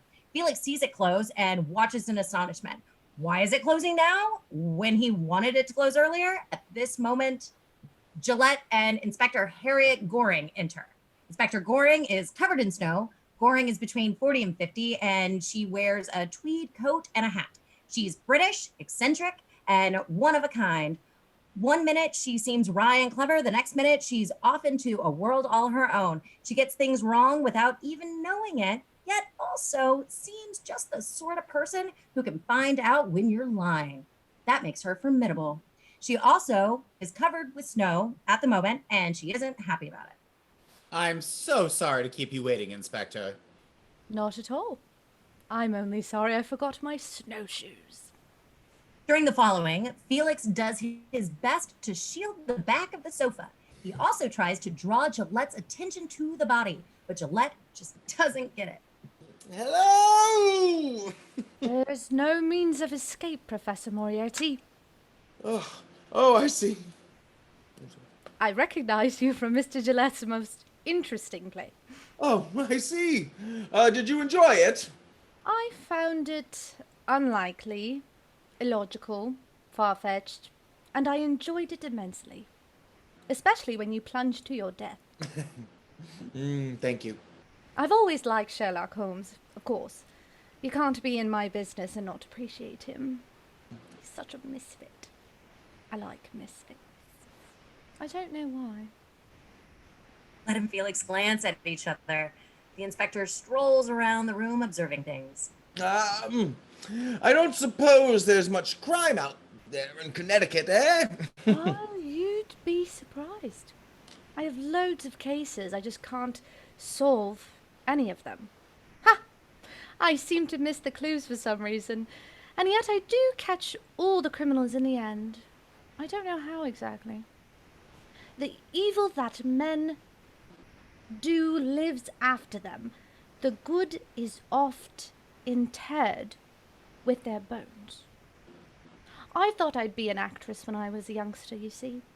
I just never had the confidence, alas. But then I got a nose for blood, and that's all I needed. Blood will have blood.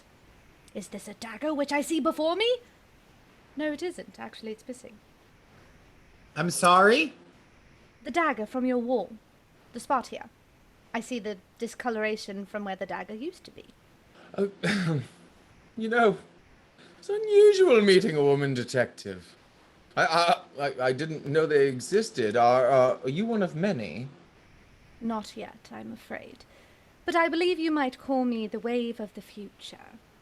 I think of myself as a pioneer, heading west, fertilizing the land as I go. Well, I don't want to think too hard about that. So what can we do for you, Inspector? Well, a few minutes ago, someone called the police station and reported a murder. According to the operator, the call came from this house.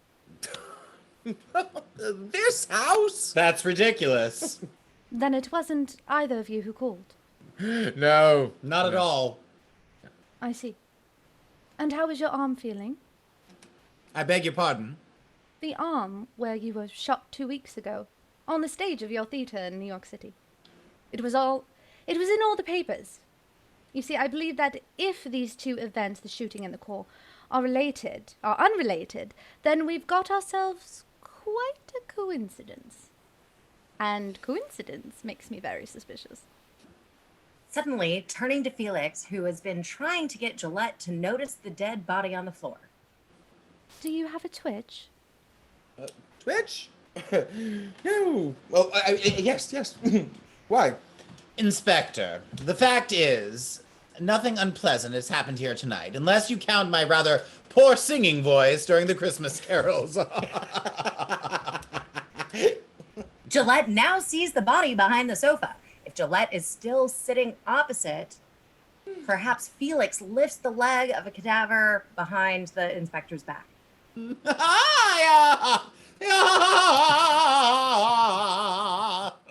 Is something the matter? No. I just remembered a good joke.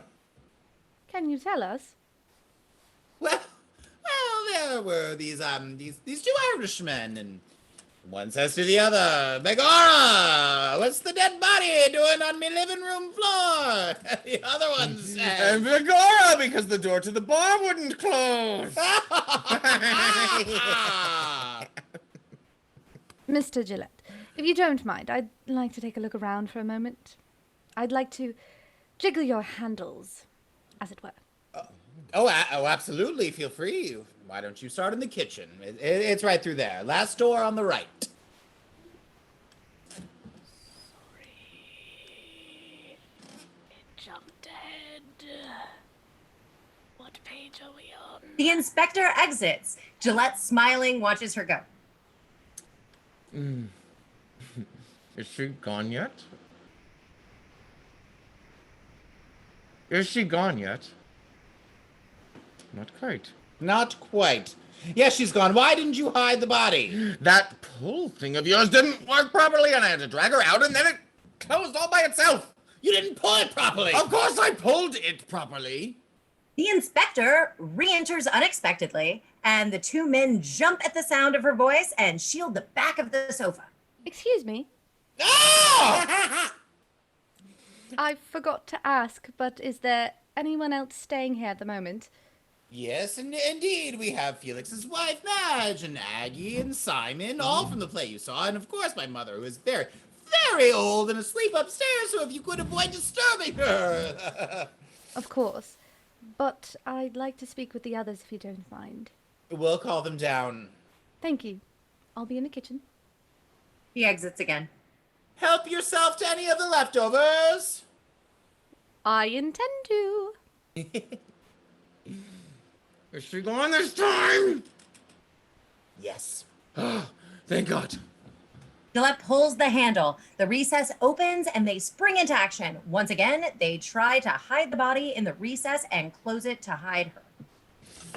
Oh, I've played a lot of supporting parts in my time, but this is ridiculous. Mr. Gillette, may I ask you a question out here? I don't believe it. Yes, just coming. I'll be right back. And this time I'll close it with her inside. Oh, what a good idea. That's very helpful. Gillette hurries off and Felix manages to get the body over the bar again. Her head is on the bar next to hers, trapped by her arm. When she raises her head and groans, she's not dead. Felix screams as just like that, as the recess closes on both of them. Felix is trapped inside the recess with the body. A moment later, Gillette and the inspector re-enter from the dining room, and Gillette notices immediately that Felix is nowhere to be found. So then there are 3 exits to the grounds from this floor. Yes. No. 4. Front door, French doors, kitchen doors, and the door to the library. And where is the library exactly? Right around there. Thank you so much. He starts to leave, but then turns back. Order from chaos. I beg your pardon? Order from chaos. That's what I do. Isn't it comforting? Chuckling happily, the inspector disappears down the hall, leaving Gillette alone in the room. Felix? Felix! Tap! Gillette realizes that Felix is inside the recess, so he hurries to the handle and opens the door. Would you please stop fooling around? Shh! She's still alive! Oh, don't be ridiculous. Shh! She isn't dead yet. Just take a pulse or something. Why don't you take it? Because I'm not touching her.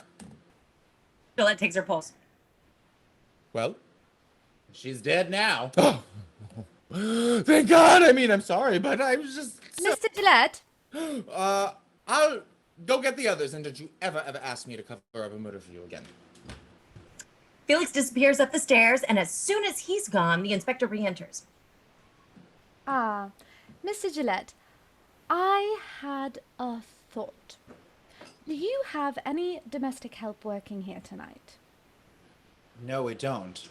Our cook left after serving dinner, and I gave my butler the evening off. It's Christmas Eve, after all. Is it? Of course it is. Merry Christmas. Now, what about visitors? Did any of your neighbors drop in? Perhaps you had some carolers, eh? Deck the halls, that sort of thing. I used to love visiting the neighbors on Christmas Eve. A bit of song, a bit of wassail. By the time we finished, I could hardly stagger home. Sounds delightful, but I'm afraid it was just the cast and mother. A quiet evening with a few retiring friends. Madge comes storming down the stairs, followed by Felix. Holy hell in a handbasket. This is just lovely. Now a policeman wants to talk to me about a murder. Are you the policeman? Policewoman, actually. Good. Arrest my husband. I beg your pardon? Sin. And of sin, as it happens. The charge is adultery. Madge, would you stop? Well, it's true, isn't it? You stood right here and admitted it in front of everybody. What was I supposed to do? You could have lied like every other husband on the planet.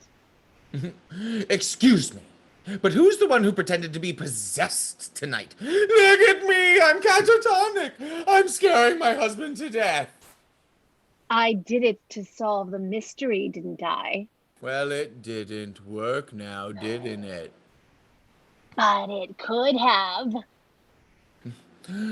Ladies and gentlemen, the Academy Award, this year goes to Madge Giesel for vomiting blood on her fellow guests this weekend. She slaps him across the face. Madge storms up the stairs. Felix loses it and jumps up and down in frustration. Madge, get back here! You're acting like a lunatic! Madge! He runs up the stairs after her and disappears, at which moment Aggie appears from the library eating a stalk of celery. What's going on? Was someone shouting? Aggie, I thought you were upstairs. I came down to the kitchen for a snack. Down? The back stairs. Aggie Wheeler, Inspector Goring. Inspector, has something happened? Well, we're not certain, but we believe there may have been a murder in this house. A murder? Oh no, who was murdered? That's the thing. We're not quite sure. Where's Simon? I don't know. He seems to have disappeared on me. That's odd. When did you last see him? I went upstairs earlier this evening. We all did.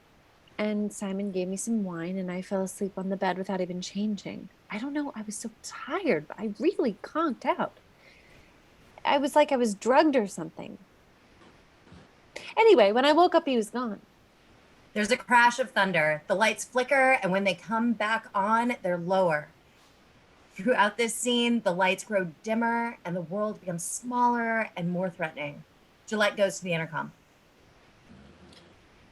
Simon, this is William. In whatever room you're in, could you go to the intercom and push the red button? It will open up the line between us. Simon? Simon, can you hear me? No answer. William, just tell me he's all right.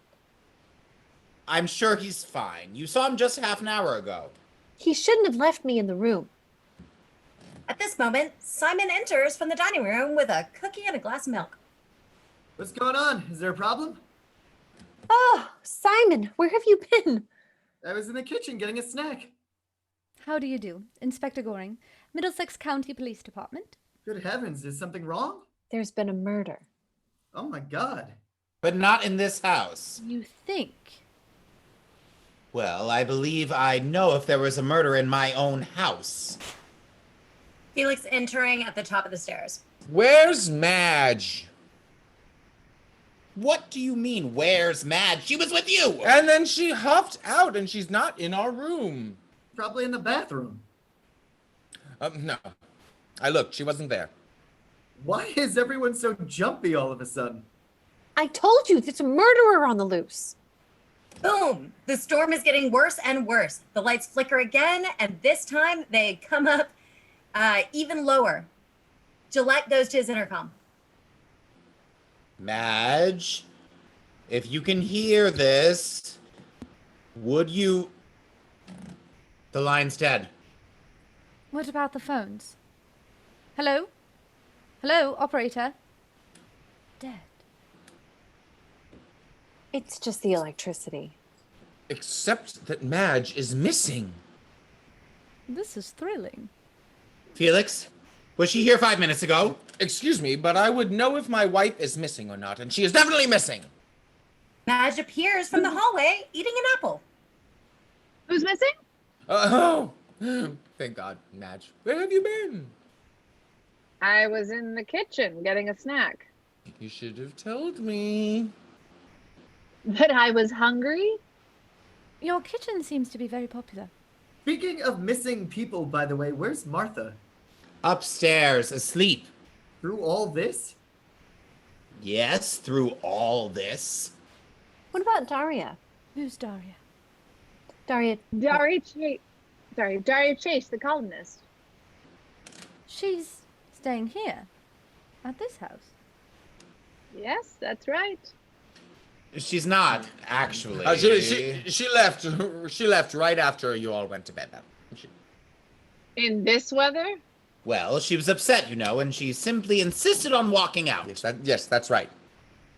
Upset. A little argument. It was nothing. It was nothing. And did either of you see her leave? Not exactly. But she did say she was leaving. Wait a second, that's her handbag.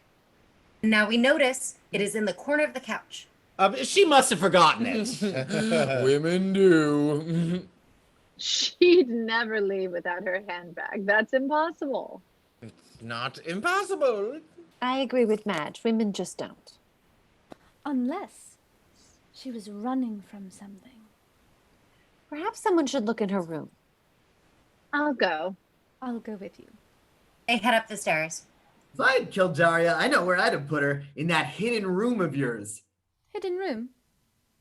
I don't have a hidden room, Simon. Oh, you know what I mean, the bar thing. Martha showed us. You pulled this handle. No, don't do it! Too late. Simon pulls the handle and the door to the recess slides open. Gillette and Felix wince, but the recess is empty. There's no Daria. Gillette and Felix look at each other, puzzled. Aggie goes into the recess and stands in front of the bar. I don't know what you two are thinking, but there's nothing here.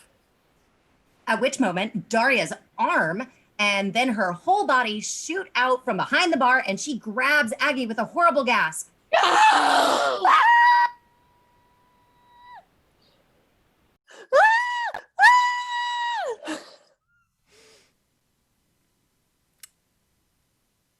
Lightning and thunder in the scene. There it is. I'm not doing that scream. I have neighbors. They had the cat like that. All right. Apparently my speaker died. All right. Anyway, scene 2. About 5 minutes later, Daria's body is gone. Aggie is weeping in Simon's arms. The inspector is pacing, extremely cross, and Madge is standing apart. I guess this means we're not exchanging presents tonight. Aggie continues weeping. It's all right. It's over now. I'm afraid it isn't over, Mr. Bright. Miss Chase has been murdered, and I have been lied to. Felix and Gillette enter together, a little winded, rolling their sleeves down. Did you dispose of the body as they do in the mysteries? No, we put her in the greenhouse next to a very beautiful orchid. She looks rather holy. Well, that's a first. You're still cross with me, aren't you? You could have told me about the seance, and you could have told me about Mr. Box. No. Well, whoever he was. The man was murdered last night, and you don't even tell me about it. I'm awfully sorry. I was going to say something, but then I just... Oh, stop it. You were shot 2 weeks ago, Mr. Gillette, and if I were in your stockings, I'd feel rather concerned at the moment. Do you really think there's a connection with all of this? Of course there is. There has to be. We can't just see it yet, but we're in the forest. Boom! Now I'll need some assistance, but I assume that this telephone is still dead. She picks up the receiver. Hello? And I suppose no one knows where the murder weapon is. All right. I would like all of you to go into the dining room and wait for me, and I urge you to keep an eye on each other. No one leaves. I'll call you for questioning one at a time, and believe me, this is not a joke. Everyone exits except Gillette, who closes the door behind them. Good. Let's get down to business. I fear it's more complicated than I thought at first. They all have motives. What are you talking about? Get in there. Surely I'm not a suspect. Of course you are. But it's my house.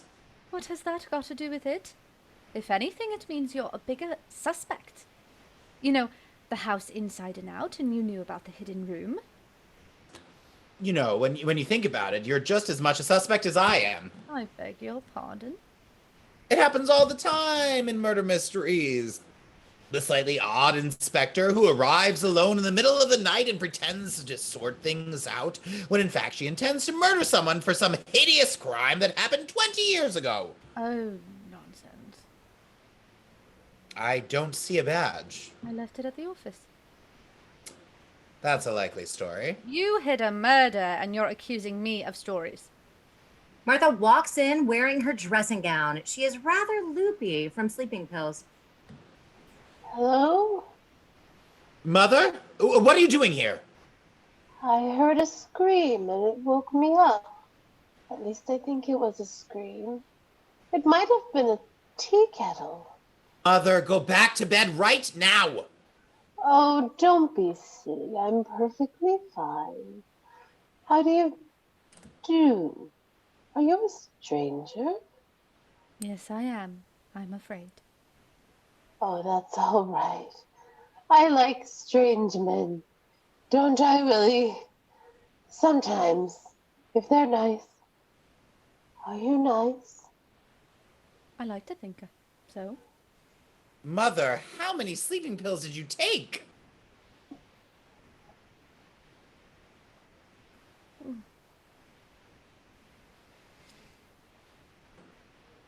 They make me sleepy. All right, back to bed. Oh, stop it. How do you do? I'm Martha Gillette. How do you do? Inspector Goring from the Middlesex County Police Department. Oh, no. Mother! I knew it would come to this. I just knew it. So you knew about the murder then? Of course I know. How could I not know it when I was the one who... Mother, do not say another word. Nothing. Oh, stop it. We knew it would come to this. And I want to get it over with. It's a far, far better thing I do than I have ever done before. It is a far, far better place I go. Inspector, listen to me. I didn't want my mother to hear this, but I killed Daria Chase. I'm turning myself in. Really? Good God. Are you serious? Yes. Yes, she threatened to ruin my career, and I couldn't just stand by and let her do it. Oh, stop being nonsensical. Inspector, I killed Daria Chase and was trying to protect. Mother, please! The inspector can see that you couldn't do it. You're too old. Come over here and say that and I'll knock you down. Would you both be quiet? Willie,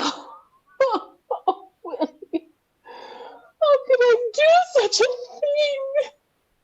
I didn't mean to kill her. She just made me so angry. She sobs in his arms. Gillette looks up. There's something wrong here. You didn't mean to? I only wanted to make her sick and teach her a lesson. Gillette pulls his mother aside and whispers to her. Excuse us. Mother, you must have realized you would kill her. No, I didn't. I thought, you can't treat my son that way. I'll make you suffer first. I'll make you sick as a dog. But you stabbed her in the back! What are you talking about? How could I stab anybody? You used the knife from the wall and then you... Oh my God. You didn't kill her. I didn't. Mother, what did you say a moment ago about getting sick or something? I said I'd make her sick as a dog, the way she threatened you and... That's it! That's it! But what is that supposed to... Be quiet. Listen. Willie! They strain to listen. The inspector, who has overheard everything, is listening too. I don't hear a thing. Neither do I. It's the case of the dog in the night. But I don't hear a dog. Exactly, Mother! Quick! Go find Portia! What has Portia got to do with it? She may be ill, or she may be... Oh, quickly, Mother, go find her! Martha hurries off. Inspector, listen. I retract my confession and my mother's. We didn't do it. But I heard her confess. But she didn't mean it, and that's the point. She's as innocent as the newborn lamb feeding on the crest of yonder hill. Othello? I just made it up. Martha re-enters, carrying the dog in her arms. Poor Portia is limp and ill. The crisis has made Martha more level-headed. How's Portia? She's very ill. I should have realized that a woman might do such a thing. Do what thing? What are you talking about? Look, it's simple. My mother was angry with Daria for threatening me, so to teach her a lesson, she gave her... what? A cup of tea? Yes. With something in it to make her sick. Yes, well, not at first. First, I brought her a regular cup. But when she became abusive, I went back and doctored it. With one of the chemicals I left in the kitchen. It said on the bottle if ingested causes violent stomach pains, and I thought, well, that's just the thing. But she didn't drink the tea. She must have thrown it at Portia, who licked it off the floor. Oh, that's it. That makes sense. But I must get Portia to bed right away. Goodbye.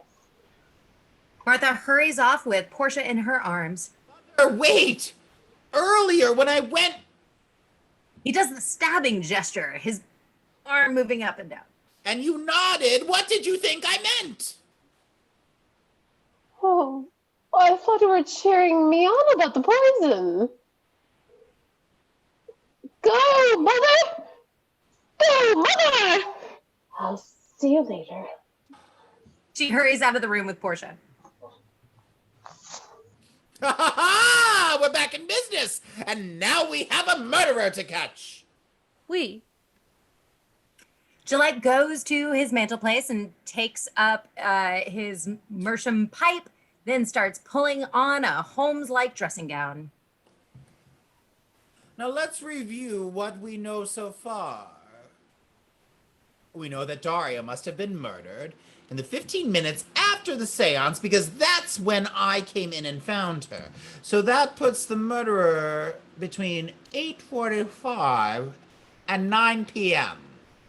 By this time, Gillette is smoking the pipe and has fastened the dressing gown. He's now the very picture of Sherlock Holmes. Mr. Gillette, let me remind you that I am in charge of this case, and you are by no means ruled out as a suspect. I'm not a suspect, and you know it? A. B. You do need my help since I know everyone involved. And C. I haven't ruled you out as a suspect. And in fact, you seem rather odd to me. Now, who shall we start with? Call Aggie and Simon in, and no funny business.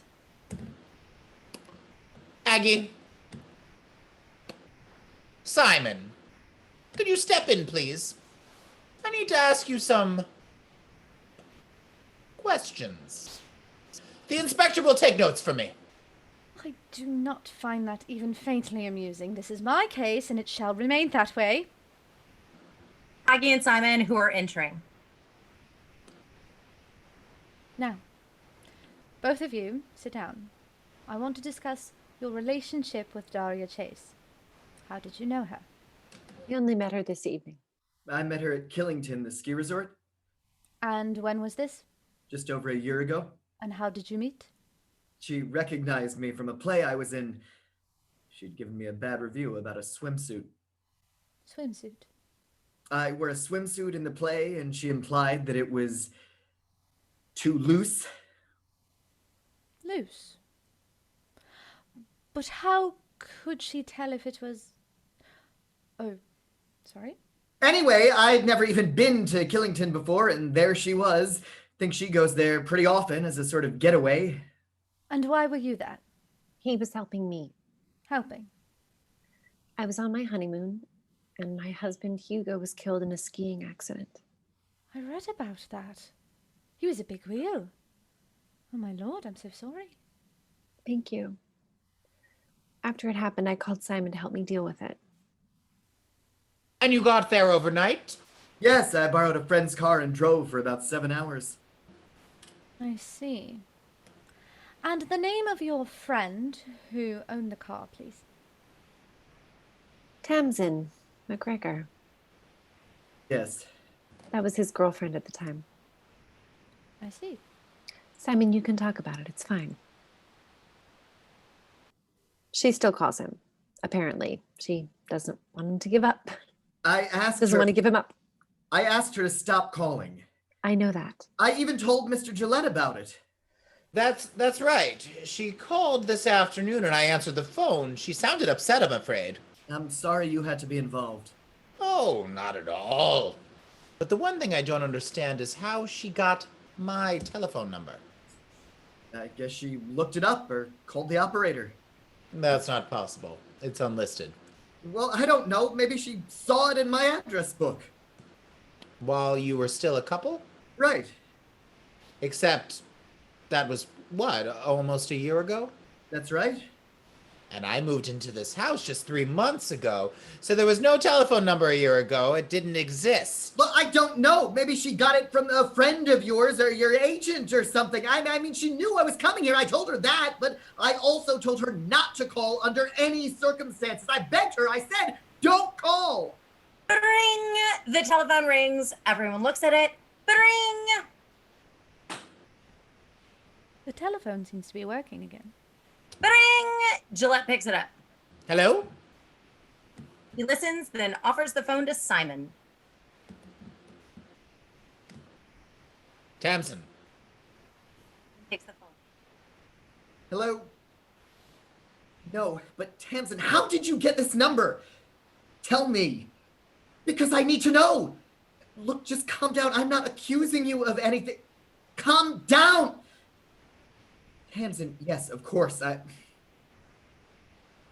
I did at the time, but things changed. I'm sorry. Aggie hurries out of the room. Oh, God, Aggie, wait! Tamsin, I have to go. I'm sorry. Yes, I'll call you back. May I? The inspector nods and Simon hurries out of the room, leaving Gillette and the inspector by themselves. The silence between the two professionals spoke volumes. It's too bad we can't find the murder weapon. It's one of the many things I find odd about this case. It could have fingerprints on it. It could be broken in some way, or wiped clean. Or any one of a million different... Hector!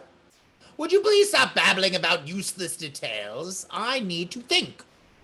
I would hardly call the murder weapon a useless detail, Mr. Holmes. It could tell us everything.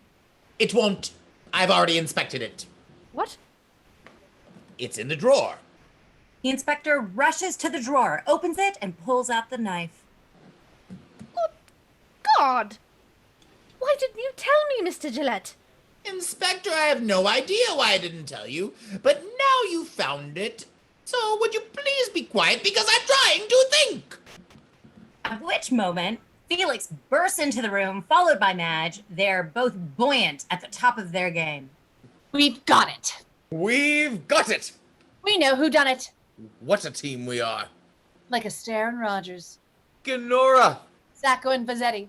You know, we could do this professionally. We're awfully good at it. What are you talking about? We've solved the murder. It's all wrapped up. Don't try to thank us. But you are suspect yourself? Not anymore. We figured it out. You may call the sheriff and clean this up on your own. What's your guess? It isn't a guess at all. Look, let's start with a proposition. Whoever murdered Daria is behind the whole thing, all right? All the murders and the attempted murder. Working backwards. That includes Daria, Noggs, you, and Hugo. I thought Hugo was an accident. Please, coincidence. Fair enough, go on. So, who are the suspects? The people in this house, right?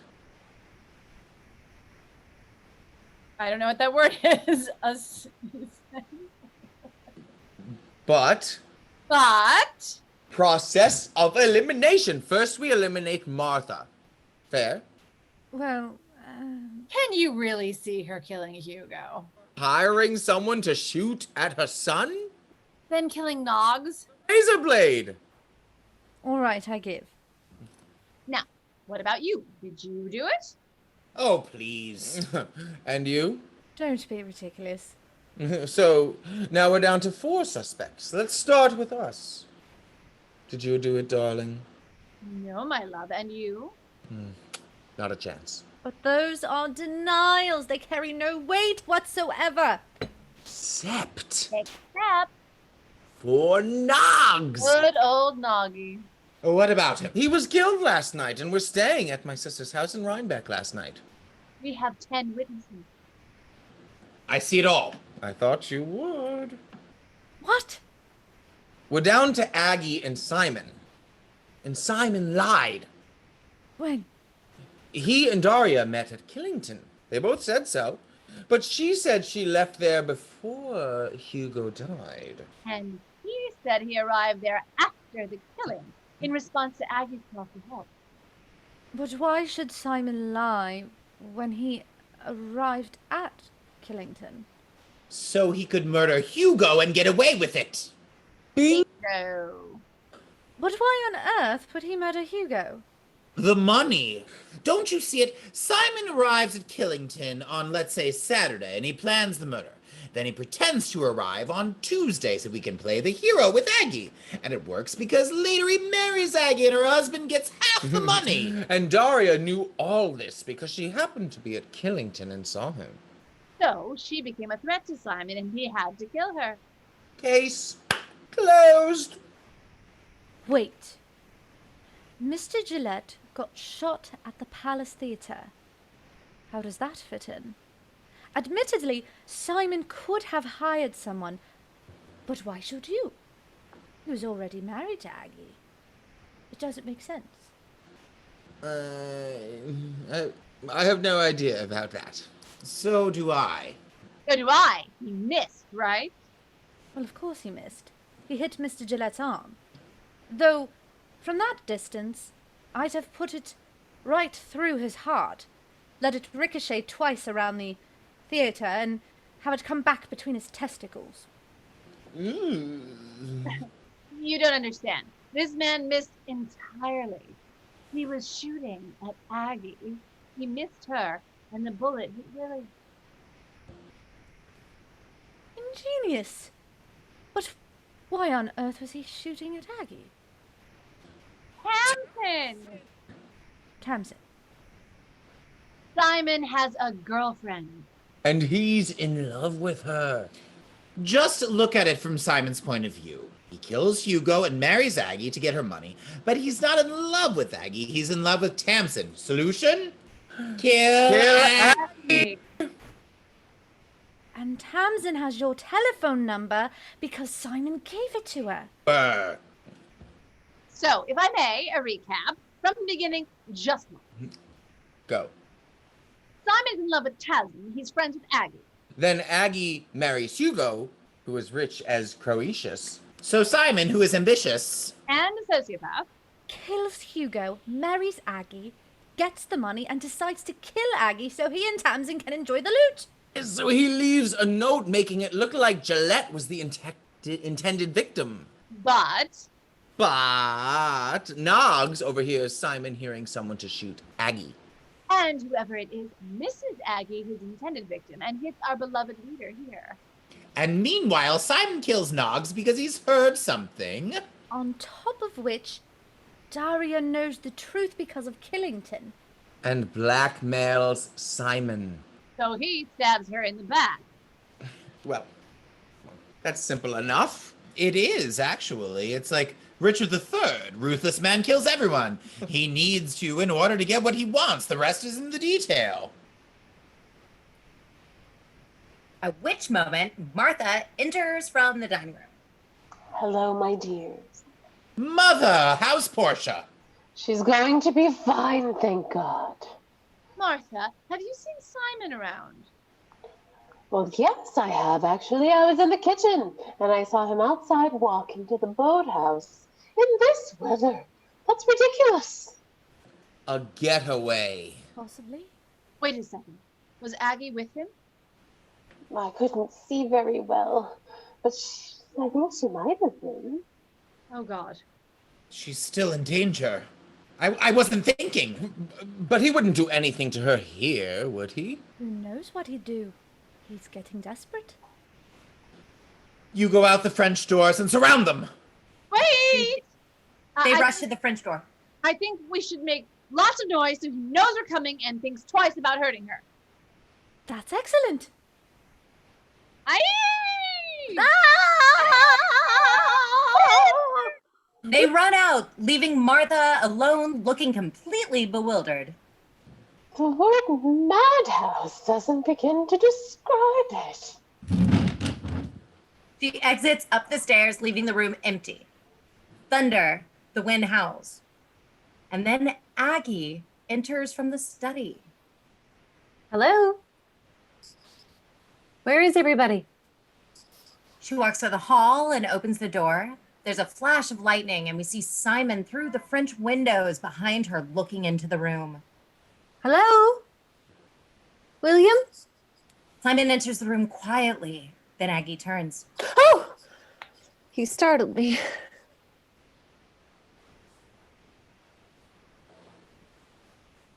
Where have you been? What's the matter with you?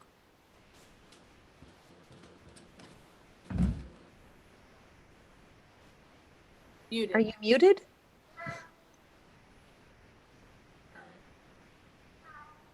Is he talking and I'm Sorry, just I was doing it? muted. Back to my entrance. Okay. Oh! Simon enters the room. I got you. Simon enters the room quietly. Then Aggie turns. Oh! You startled me. Sorry. Where have you been? What's the matter with you? Nothing. Do you want to call Tamsin back? Is that it? You know that's not true. Do I? You sounded pretty friendly on the phone just now. I didn't mean to. Oh, Simon, are you still in love with her? Tell me the truth, please. No. Know what? That you're not in love with her or not telling me the truth? What do you think? I'm sorry. I get so jealous sometimes. I was looking for you and I couldn't find you. I went outside to do some thinking. What a weekend. Can I get you a drink? I'd love one. Have a seat. It'll just take a minute. No, sit here. You can see outside. The light is so beautiful. He offers her a chair so she can't see the wall of weapons behind her. She sits. Simon stares at the back of her head for a moment, then takes down a garrote. Thunder and the lights dim. Oh, I'm so tired. Are you? My neck. Could you massage it? Of course. He puts down the garrote and begins massaging her neck. How's that? Heaven. He works on her neck in silence for a moment. She sighs deeply. Wouldn't it be wonderful to live in a place like this? You can't afford it, you know. That's true, but I meant this kind of life, like the inspector. He continues to massage her neck, and then his fingers go around her throat. I could solve all the local mysteries and put things right again. Oh, I love that sort of tidiness when all the pieces fit so perfectly together and everything just locks into place. And that's when they catch the really bad people. Where did the Pennyfeather's cat disappear to? She's on the roof. Who dug up Miss Pilbean's flower bed last night? It was that darn dog again. Why do the Wheelers beat their daughter every night? She tries so hard to be perfect. I know you do. We had the perfect plan, didn't we? We did. I marry Hugo. I get the money. We kill Hugo. We get married. Then Daria had to come along and stick her nose in it out of the blue. Agitated, Simon walks to the bar and starts making a drink. Aggie stands. She was onto you like a shot. The stupid cow. I always hated her. Do you know she tried to blackmail me? Me! Is that why you killed her? No, I didn't kill her. That's the funny thing. It wasn't me. Oh. Really? And yet, on the other hand, you tried to kill me, didn't you? Simon looks at her startled, and Aggie snatches up the garrote and whips it over Simon's head and starts to strangle him without mercy. She's pulling so hard, he can barely claw at his neck. Meanwhile, the storm outside rages. You hired that man to shoot me in the theater, didn't you? Didn't you? Yes! And you were about to try it again, weren't you? Aggie, please. Oh, Aggie, please, what? Leave you and Tamsin to enjoy my money? No! Liar! Admit it!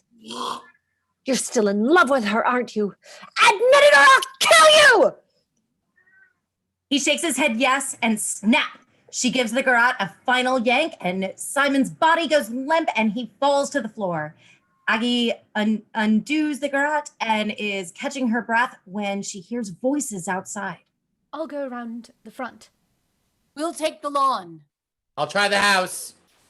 Aggie runs to the French doors to look out, when suddenly Simon begins to stir.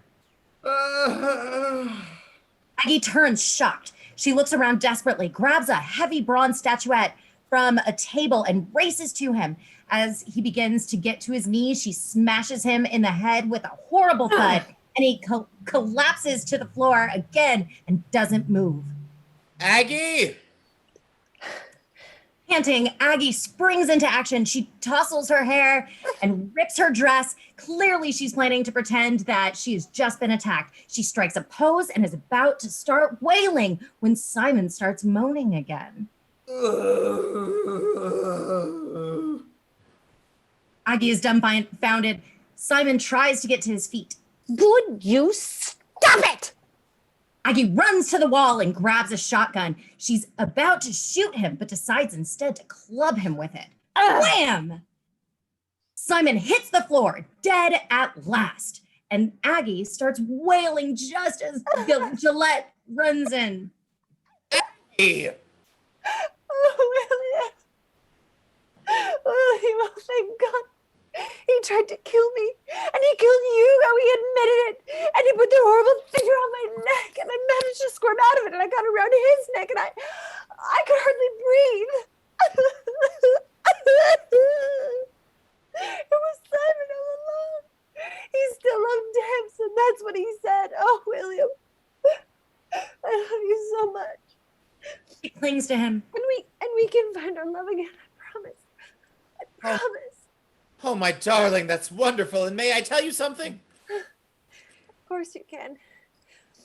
You can tell me anything in the world.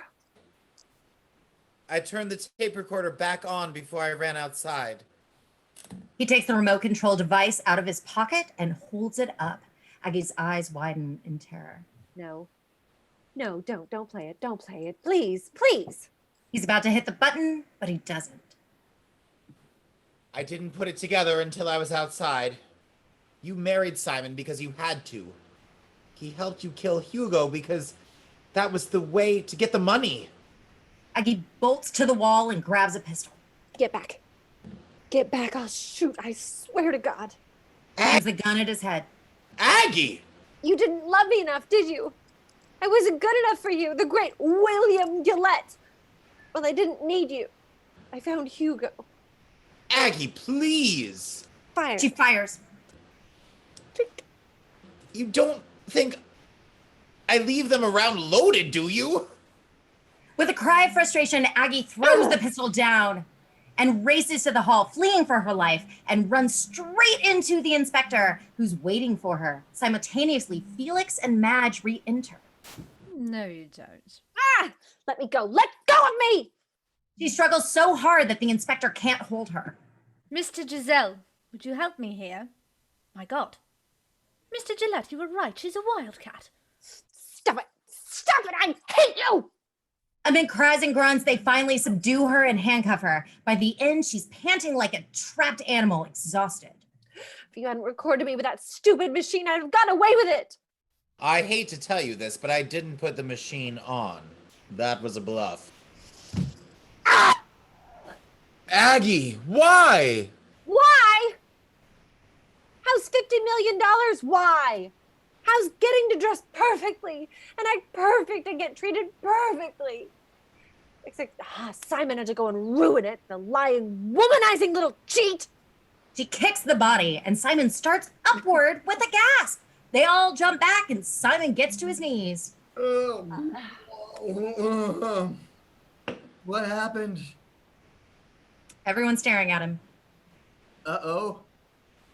Mr. Bright, you are under arrest for the attempted murder of Miss Agatha Wheeler, the murder of her husband Hugo, and the murder of Miss Daria Chase. If you would like to make a statement. Hey, wait a second. I didn't kill Daria. She did. Liar! Why would I murder Daria? It was your alibi that was busted. You lying little schemer. I It had was nothing your to do problem, with Daria. not mine. Will you both please be quiet? You are both under arrest. Siren in the distance. And I believe I see my men coming up the drive. Now move along. Idiot. Aggie and Simon leave the room and the inspector starts to follow them. You were right about Aggie. What made you think of it? Just getting outside helped clear my head. And then I thought, how could Simon kill Hugo alone? Just loosening the strap on his ski. Too unpredictable. Aggie must have drugged the poor man, or perhaps they killed him together first, then staged the accident. I suppose we'll find out at the trial. Oh, I hadn't thought of a trial. Do you think they could beat the rap? I doubt it. But if this were a play, it would make a good sequel. Inspector, well done. Thank you, William. We get our man and go. Whatever. Come, you spirits that tend on mortal thoughts, unsex me here, and fill me from the crown to the toe lock full of direst cruelty. If you need an actress, give me a jingle. I might be available. The inspector exits, leaving Felix, Madge, and Gillette on stage. There's a moment of stunned silence. Amazing! Aggie. Who would have guessed? Well, I did, actually. What do you mean? I always thought there was something suspicious about her. She was too perfect, too satisfied, which is why I followed her out here last night during dinner. I had a feeling she was up to something. I thought you were out here fooling around with Daria. Madge. Me. I wouldn't push it if I were you.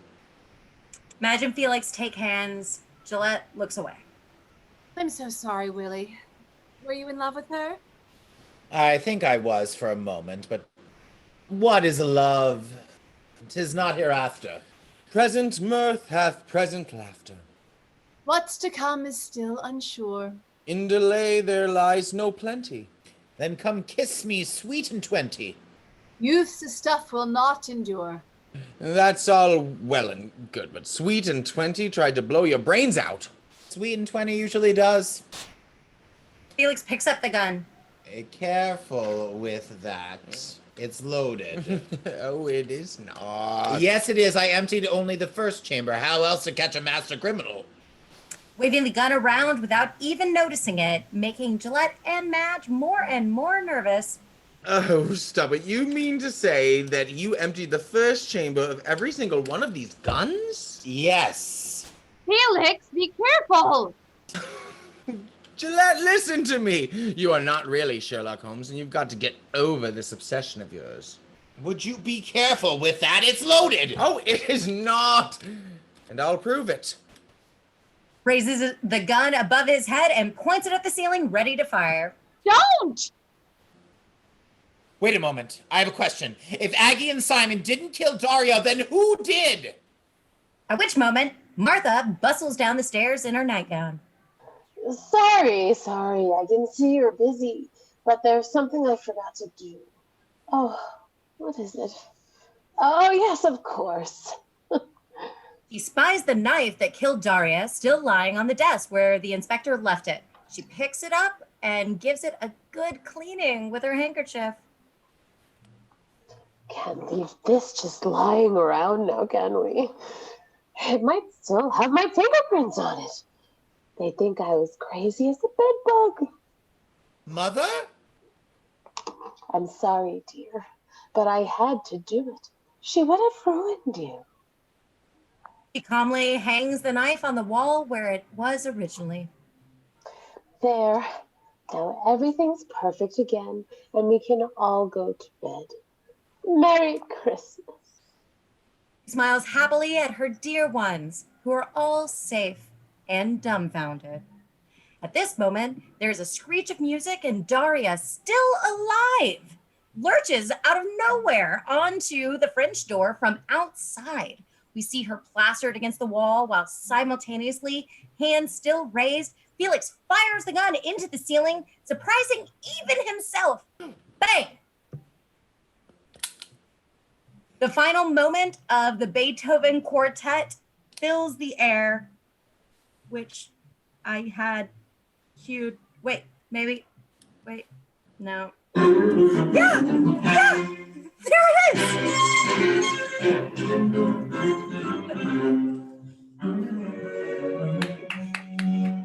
The end. Oh, I